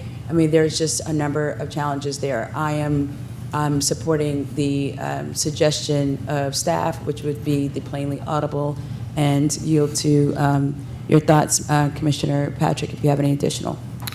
Well, I say we punt until Michelle gets back here. Yeah, that's fine. And that's just, she's a commissioner, she gets to weigh in, and she needs to be part of that. And Absolutely. So do we want to hold this in committee? well, yeah, I think that's probably. All right. Not unless Commissioner Terry, do you have anything additional? No, I think that's great. It'd be great to have a committee decision. So since we don't have a majority on this decision, yeah, let's just wait until the full board's here or full committee's here. Fantastic. The next agenda item is 2025-0017. All commission districts, a resolution to create an electric landscape maintenance device rebate program to encourage switching from gas-powered landscape maintenance devices and for all other lawful purposes. Commissioner Terry. Thank you. This one is really related to the previous item, but just a reminder, the general idea is that a lot of the noise that is above those 65 decibels is coming from gas leak blowers, and other jurisdictions have implemented rebate programs that basically just encourage and incentivize residents to switch over to electric powered, which are below the 65 decibels on average. So, this is something that would probably be in a future budget year, so I don't see as a huge hurry to move forward on this. If the ordinance if the sound ordinance previous item is approved, I think the rebate program goes hand in hand with it. If the sound ordinance is not approved or is denied, then this item might still be relevant, but I think they kind of go hand in hand, so I'd be happy to wait for Commissioner Longspears to come back and then weigh in on this item as well. Yep. That's fine. We will hold that in committee. And I know we have two items left. We're just going to, really quickly before I forget, go back to page 2. Under Planning Sustainability, that's 2026-1190, all commission districts. Application of the Director of Planning Sustainability to request that the Board of Commissioners approve a resolution for renewal of the service delivery strategy for DeKalb County, Georgia. Deputy Director Bragg, thank you so much for joining us. You thought we forgot about you. I wasn't hoping. I'm glad that you were able to call it. Excellent. We have a very short presentation. So we are here to discuss the service delivery strategy, and you're reading that right. It is 2022. So the planning department has been working on this for a few years, but we are excited to come before you and ask for your recommendation of approval today. Next slide. There we go. So the purpose of the 2022 SDS update and the purpose of all SDS service delivery strategies is to encourage city and county officials to strive for efficiency in the provision of government services by carefully evaluating provided services to identify overlaps or gaps and improve the overall quality of life. Here is your background. So House Bill 489 requires that each local government have a Department of Community Affairs verified SDS strategy.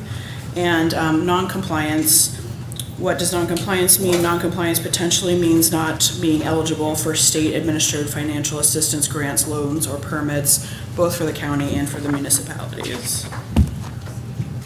What triggered the SDS update? The SDS updates can be triggered by a number of things. Ours was triggered by our comprehensive plan update, which is one of 6 reasons that we may be required to update our SDS. Here is a slightly blurry version of our process. So you negotiate the services between DeKalb County and the city representatives. That is something the administration has done. Then you come to an agreement regarding those services, draft the SDS, and then we're here today on step number 4, which is SDS review and adoption. After approval by this body, we would submit the SDS to the DCA. They would review it, hopefully approve it, and then we would once again maintain our qualified local government status. Here is what's inside the 1,000+ page packet that is attached on Legistar, which is why you don't have that printed out in front of you. There are 5 required forms for each service. So here, let me just flip this. We'll come back to that in just a moment. Here's where we are in the project timeline. So in April, we started review of outstanding items and coordinated with the administration and the cities. We had law review it, and then we are targeting September for our adoption. The deadline to submit to have everything finalized by DCA is October 31st. So we are ahead of deadline and we would like to keep it that way. Here is the completion status for all of our various municipalities. The only one that we had pending when we began this process again in April was actually Tucker. So the good news is Tucker did approve their portion of the SDS by resolution on July 14th. The mayor signed that, and so after that completed all of the municipalities agreeing to their version of the SDS, and so now we're bringing it to you for review and approval.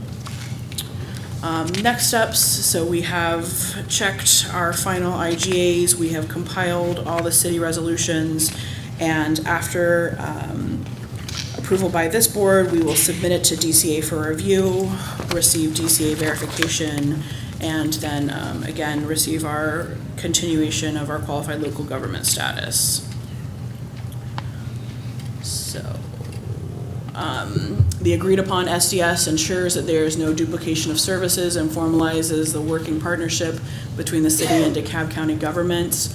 I think that, again, it's very small on here, but I think that this matrix is really the best way to show you exactly what we're talking about in the SDS.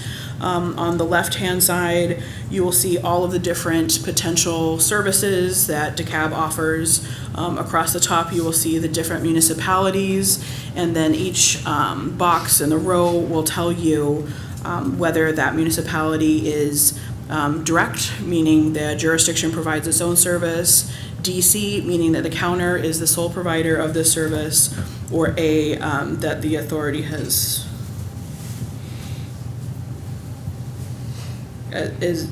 been decided. Let me go back to you on that. So that is what the way to read your matrix, and provides essentially a summary of the 1,000 pages of forms that are included in your packets. So happy to answer questions as I can, or collaborate on answers to those questions. Thank you so much, Deputy Director Bragg. Commissioner Patrick, do you have any questions? I do have a couple questions. I'm generally familiar with SDS, and I'll say that a county nearby at one point did not have their SDS approved in time. Yeah. And even the police department was affected in that they were not able to operate radar detectors and had to collaborate with the sheriff's office to be able to do that. So it is something that would be impactful for the county as well as all of the cities. Under, where was it? Under public safety, so there's police basic, police non-basic, and obviously animal control. Can you explain what is non-basic and basic police services? I don't know if that's something for the chief. It's like SWAT and helicopters and all the other stuff. Equestrian. Equipment. Actually, I wish TJ were here, but one of them, I think I don't remember if it's basic or non-basic, but I think including extra services, helicopters, SWAT, and so forth, that's one. And the other one is, I believe, direct police service, like patrol and so forth only. Okay, all right. If there was an emergency and a city There's said also they're doing it mutual all, aid agreements. that was my There's question. mutual aid agreements. Mutual aids are there for Yeah. backups just in case things go in the wrong direction. And I will get you exactly which is which. Okay. Is there time for us to maybe have this go one cycle, like we hold it in committee and then we come back to the next? Yes, our target for adoption was September. Okay. So we're definitely open. We just wanted to get the conversation started and see what questions you may have so we can ensure Okay. we have answers where needed. I guess maybe the easiest thing, at least for myself, might be is if we could set up a Zoom meeting and then just line and verse go through this. I don't want to tie up the committee's time or other commissioners' time, but just the understanding of where the divisions of responsibility are going to be. And otherwise, I'm comfortable with it. Happy to do so. Thank you so much. Do you have the, Yeah. okay. Commissioner Terry? Thank you, Madam Chair.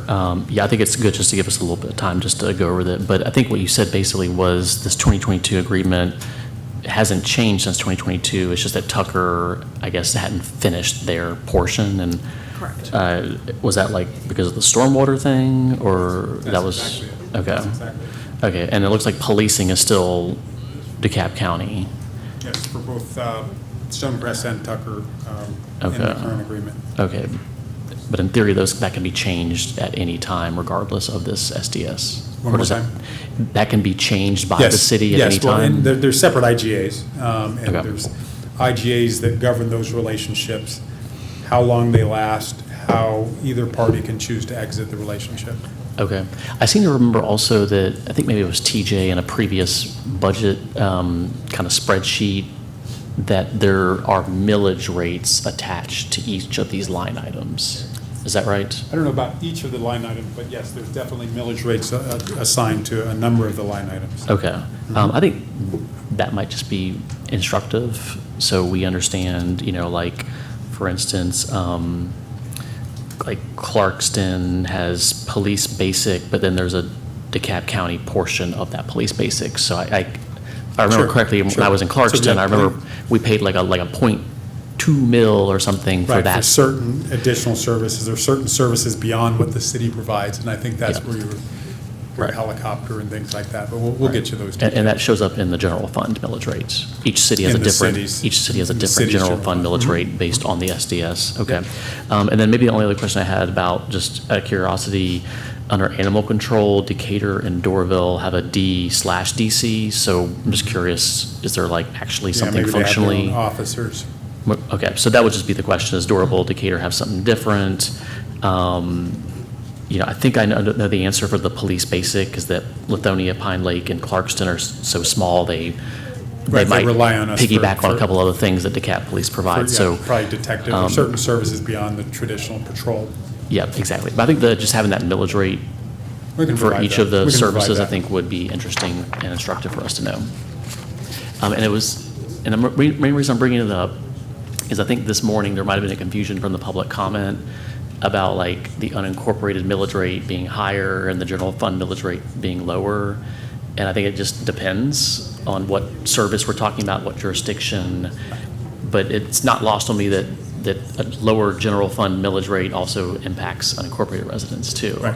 Everyone So- pays general fund. So I know that's it's like a jigsaw puzzle, but it's not as like simple as the city's got a tax cut and the unincorporated got a tax raise. Like, it depends on what you're talking about and Right. what And- service and delivery the- we're right. talking about. Yeah, the laundry list of services that they get or don't get. Yeah, Yep. it's more to it, of course. Yep. Commissioner Patrick? Yep. Following with what Commissioner Terry just said, if you could provide an understanding why different cities would have different millages for that service. I think geography ends up being an issue or consideration, maybe population as well, but just something that sort of explains, demystifies the answers that we get at the end. I think that would be helpful too. Absolutely.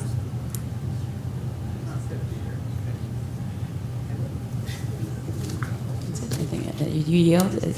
I'm good. That was my question. So All right, cool beans. Thank you so much, Commissioner Patrick. That is it. With do we that- want to just hold this in committee Sure. until, and then we also have Commissioner Absolutely. Spears, who's got cities as well, that she may have And some. if you have any other questions, you can email myself or Rachel. Okay. All right, thank you. Not unless there's any time sensitivities, are we good? I know that you had a target It's for fairly September, urgent. so we're. It's fairly urgent, Okay. but if we, September, right? right, so if we're going to take it up in 2 weeks Okay. and vote on it, first meeting in September. What's that? September 15th. All yeah. right, then we'll just, That you work? know, yeah. Right, it just has to be approved in September, so September 15th will be the date. Then what I'll say is, you know, I support. DCA can take up to 90 days for their review, so that's why there's, Okay. All right. What- Or you can How move soon it can you forward. get us the information? And what I'm getting at You is. could have it by Tuesday if you like. yeah. Well, I was going to say, if we could do a Zoom meeting in advance, so maybe advance it without a recommendation, and then if we Sure. get those questions answered that everybody's looking for, I'm amenable to Oh, that. then I can get it in Circulate a writing. memo. we're good. Okay. And also extend it to the other commissioners so that they're aware. We'll offer a Zoom meeting to all of them. Okay, Okay. perfect. I support that. Okay. You want to make the motion? Make the motion to conditionally approve SDS based on the requested information that we've asked for, And Zoom meetings. and Zoom meetings to go with. Or at least the option to participate in Yeah. that. Second. All those in favor? Aye. Aye. All right. All right. Thank you so much. All right, and we're on page 4, last 2 agenda items. We're going to go to 2026-0982, all commission districts, a resolution urging the administration implement the specific recommendations outlined in the DeKalb County Racial Equity Study as adopted in 2025. COO.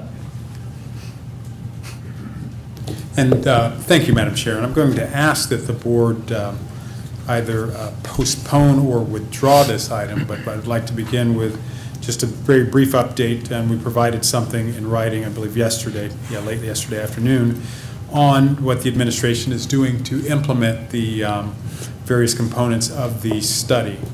And so in your email, you would have the specific recommendations, 5 key recommendations, which includes conducting an audit of internal communications within the county and its employees to ensure equitable access. And a number of things that we have done is launch a new employee resource page on the county's website that was launched in July of this year, July 7th.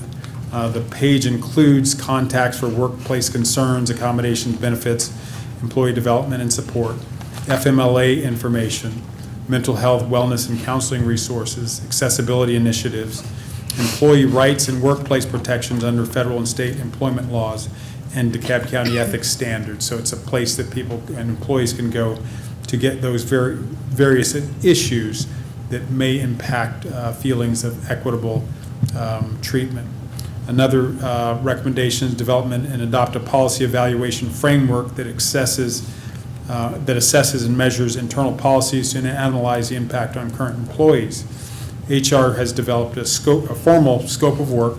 They've issued an RFP, or an RFQ, I apologize, to a total of 6 different firms, 3 consulting firms, and 3 universities, and we're expecting responses back by the end of August to conduct this a formal study to implement the policies.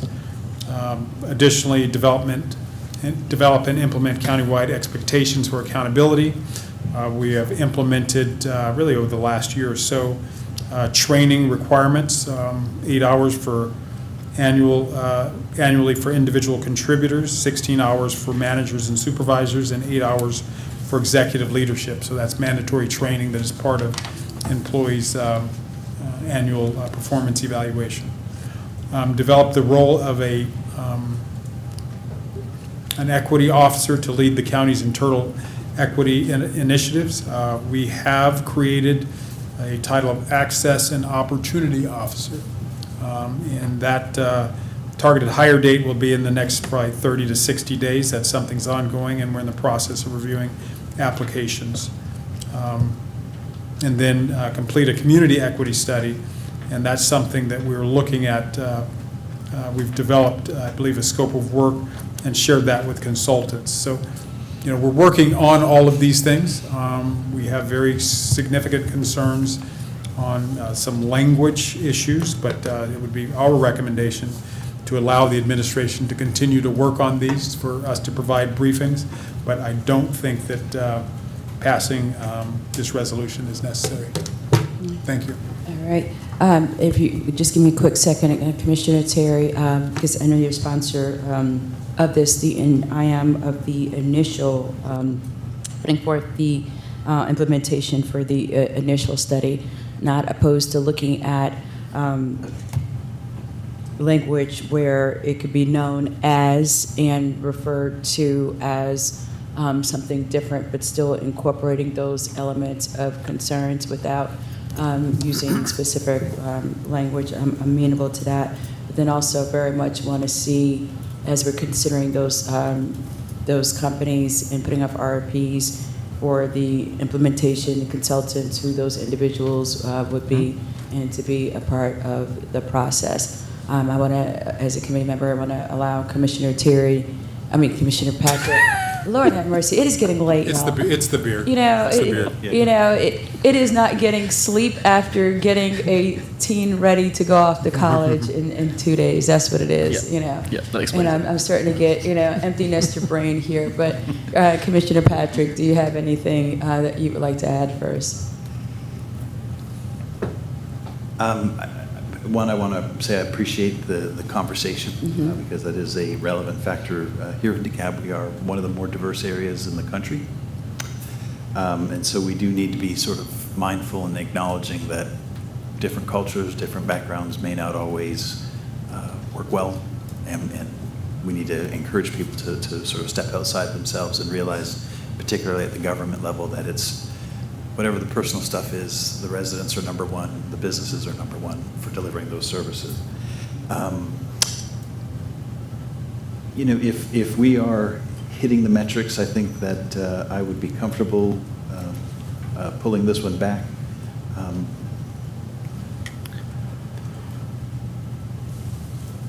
We have to be mindful of the environment we're in right now as well. But I still feel like achieving the goals is what's necessary. And so that's sort of my position is as long as we're achieving the goals, I'm comfortable with it. And I don't necessarily think we need to have a statement out there that puts us back on the radar. I agree, COO. And I would just say the board has already adopted the work. So I think that is the policy statement from the board. The administration is acting on the work.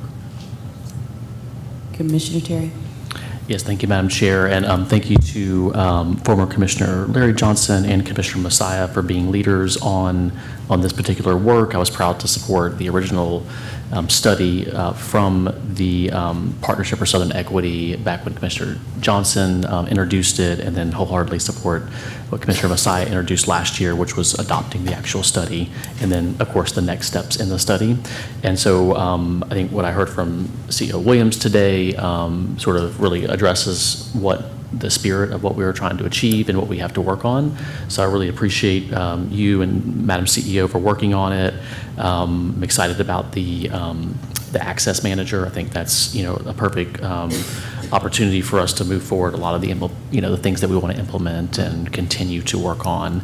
And so if we could just get what you said in writing, just for documentation. 'Cause everything I heard sounded great. Wait. In writing? No, Yeah, I mean, you're on the record because you said it, but I just wanted, just so we have it, so I can just look at it. I But send it via email. Okay. And what I would suggest is Okay. maybe quarterly or something, we just give updates. Sure, absolutely. Okay. So yes, I'd be happy to support a withdrawal of this item at, you know, the committee's discretion. Commissioner Patrick. Motion to withdraw 0982. Based on the conversation and updates quarterly that we'll be receiving. Second, under the pretense that we're going to implement, again, those policy recommendations and, you know, what's been introduced in, as mentioned by Commissioner Terry last year, and appreciative of his commitment to drive home us addressing those particular issues, as long as we continue to be steadfast in getting them done, then again, you know, I support a withdrawal and my second. All those in favor? Aye. Thank you so much. And then last on our agenda is 2026-0244, all commission districts, a resolution requiring an independent third-party health and environmental study of data centers and their possible impact on the DeKalb County, and Board of Commissioners review of the study before DeKalb County Data Center moratorium can be lifted. Commissioner Terry. Yes, thank you, Madam Chair. So this resolution has one small error in it because it's referring to the funding agenda item that was withdrawn. But I think based on the discussion at the last board meeting, I think there was a desire to move forward with just, you know, exploring the study. And so the key thing of this resolution is in Section 2, which says establish a request for proposal to find the best vendor to conduct the independent third-party health and environmental study of data centers and their possible impact on DeKalb County. So if Madam Chair, if CEO Williams could just sort of respond of how you move forward on going about this study.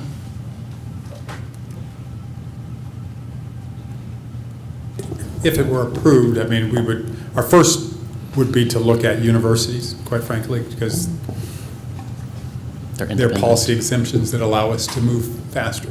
Okay. If that did not bear fruit, then we would go about, you know, issuing to the market to see, Okay. you know, what we would get.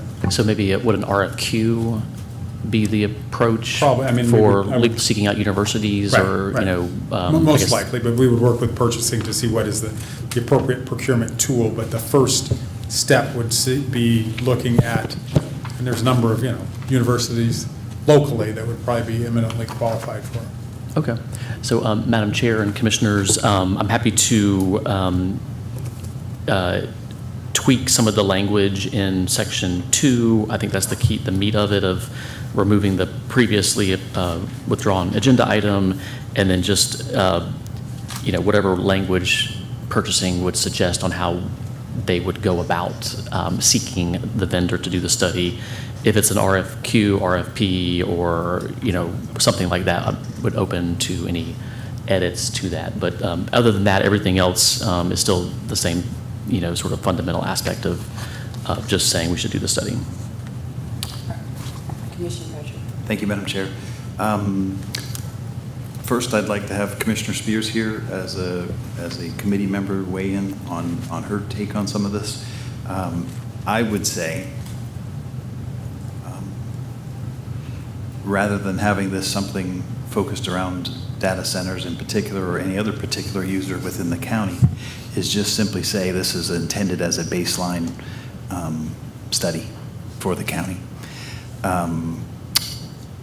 There was a environmental study that was done at PDK before I think all of us were elected to the board, and then there was a disagreement on the accuracy or the efficiency or the effectiveness of that study, and then there were several years of acrimony that went with that, and I sort of want to avoid the notion of we tag this to a particular use or user or parcel, and if there's just a countywide baseline study of, we can talk about noise, we can talk about pollution, we can talk about air, we can talk about cell towers, whatever the issues are or concerns are, I'd be more comfortable having it as a very generic, this is where DeKalb County is today. And then that is a baseline that can be used by any other user that comes into the county. But again, that would be a recommendation I'd like to see on this. And again, I would like to move once we have Commissioner Spears here for the conversation as well. And I support that. I'll also say, particularly some of the challenges in certain districts, and I will say mine, and the overwhelming number of concerns, environmental concerns that are found throughout the community. Being able to apply it not to just potentially a building of a center, but also, when it comes to other things, we have landfill, we have other things going on that I would, want to see what the potential adversities are to, socioeconomic, adversities, health, and otherwise to the community. So to be able to generalize it more so it can be used and applied to things that threaten our community as a whole, or potential concerns that are raised by the community, I think is more in line with being able to apply it not just in this moment, but to things potentially in the future. And then when you add additional concerns and language that is found within the title and the crux of this, given our current situation at hand, I would want to look at the best way to draft this so that it can meet the needs of the folks and do the best that we can as commissioners and governing authority to protect the folk and the people. Commissioner, if I could just add a follow-up to that. So, when it talks about the health and environmental status, sort of what I look at or what I hear is what are the reasons DeKalb County residents are passing away from the existing conditions that are within the county right now. And I think that is something that the medical examiner's office should be able to put together, but if it's something beyond any individual department to be able to assemble that information, then then I'd be willing to look into some of the other concerns or the idea of moving out to a RFP or RFQ. But I truly do believe most of the information that is out there is just simply needing to be presented to the board as a whole to understand where we are right now. And then again, we get that baseline expectation, and then we're able to move forward with whatever the issue is that comes up. And then just to add to the conversation, there's Spaghetti Junction with all the traffic that's there and the pollution that comes from that. We have trains, we have airplanes, we have sort of everything in the community or everything in a modern society that may create a pollution or a health concern in the community. And so I think this is where, almost like a status of health for the county, I think this would be an appropriate way to just put that out there as a baseline, and then everything else can be measured by that, regardless of whatever the user is that comes in and wanting to do something. Yeah. Thank you, Madam Chair. Thank you, and not just why folks in DeKalb County are passing, but what could potentially lead to them, or is it something that could potentially lead to certain health conditions? Because I think the important thing is to be forward thinking and to avoid those things that can potentially have health impact on our citizens. But Commissioner Terry, you're a sponsor of this. I want to make sure you have an opportunity to weigh in on your thoughts here. Thank you, Madam Chair. I do support generally the concept of doing an environmental health baseline study. I think that would be relevant for a whole host of things related to our clean energy goals, to the fact that Georgia Power is expanding Plant Bowen, I think, which is in the Metro Atlanta, air district, and we had 41 days of, non-containment air, red days or whatever they call it. And so, the baseline, I think, says here's where we're at, and do we want to improve air quality? Do we want to improve these health metrics as it relates to pollution in particular? And I think that would be good to inform us on other larger policies. The resolution, though, however, I think is very timely and actually, very important because, as I've said all along, as we've been in this moratorium, the purpose of the moratorium is to allow us to, study the impacts on data centers. So that has, been the original onus for creation of the moratorium. And so even though the text amendment was denied, this item has continued to be on the agenda item because it's something that we're actively pursuing. And so the goal of this study is to inform us as policymakers about the things that we should be concerned about when it comes to data centers. And I'll give you a very clear example. There was one study that came out of Arizona State University that said certain size data centers have a heat island effect of 4 degrees hotter. So, but that's one study at one university, and it really, calls to the question of how we craft our ordinance and how we craft our regulations. Is it arbitrary to say that a data center cannot be within 300 feet or 1,000 feet of a residential neighborhood? Like, is that arbitrary? Do I have facts to say that 300 and 1,000 feet are substantially different, that the health impacts over that 1,000 feet actually would be improved, would be lessened, I should say, and that noise, pollution, other heat island effect, would be protected. So the study, I think, gives us the opportunity to have facts and evidence to inform our policy making.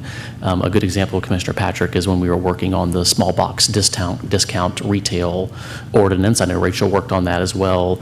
We didn't arbitrarily set a distance requirement between small box discount retailers and other C stores or other, similarly type groups, because we just felt like it. We had the study that said there's a negative correlation within certain neighborhoods when you have clustering of these same types of businesses.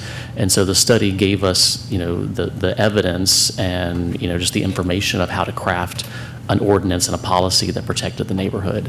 And so I think what has been missing from the data center text amendment discussion is that staff have been doing their research and their sort of, interviews of other jurisdictions, but that has not been solely focused on the concept of a third-party health and environmental study. And so what I would hope that would come out of this resolution is that we could approve it. We would let the procurement department come up with a strategy to seek that university to do that specific study on data centers. And understanding that we have different sizes, that we have, where we left it off with the text amendments, that there were certain distance requirements, buffers, generator policies, and that would help inform us of how we craft ultimately an ordinance that is, ostensibly the reason why the moratorium exists. So I'm hoping that if we can move forward with this, and understanding if it gets deferred, that's totally fine. We're still working on studying the issue of data centers, and so the moratorium should be in place until we can complete our review. And because this item has been active during this whole time and we're continuing to discuss it, I think this is it's important that we continue to discuss it as needed on the committee, understanding Commissioner Long-Spears is not here, but I would like us to move forward on this hopefully sooner than later, because I think time is of the essence on these issues. Thank you. Commissioner Patrick, did you have anything additional? Nothing else to add, I guess. Fine leaving in this committee until we have our third member here. Fair enough, and you're fine with that as well, all right, Commissioner? All right. just wanted to make sure. All right. There's nothing to do then. We'll keep it in committee, keep the discussion going, have Commissioner Longspears come in and be able to weigh in as well. And if there's additional things to iron out, we'll continue to do so. With that, I will entertain thank you so much, first and foremost, for everyone staying so late. I know we had a relatively brief agenda, but did spend, a decent amount of time to ensure an hour longer to get through it. I think it was fruitful, and thank you for your commitment.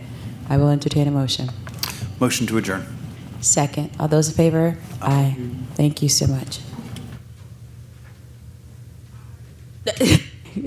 Now you gotta come back out there. You should sit there.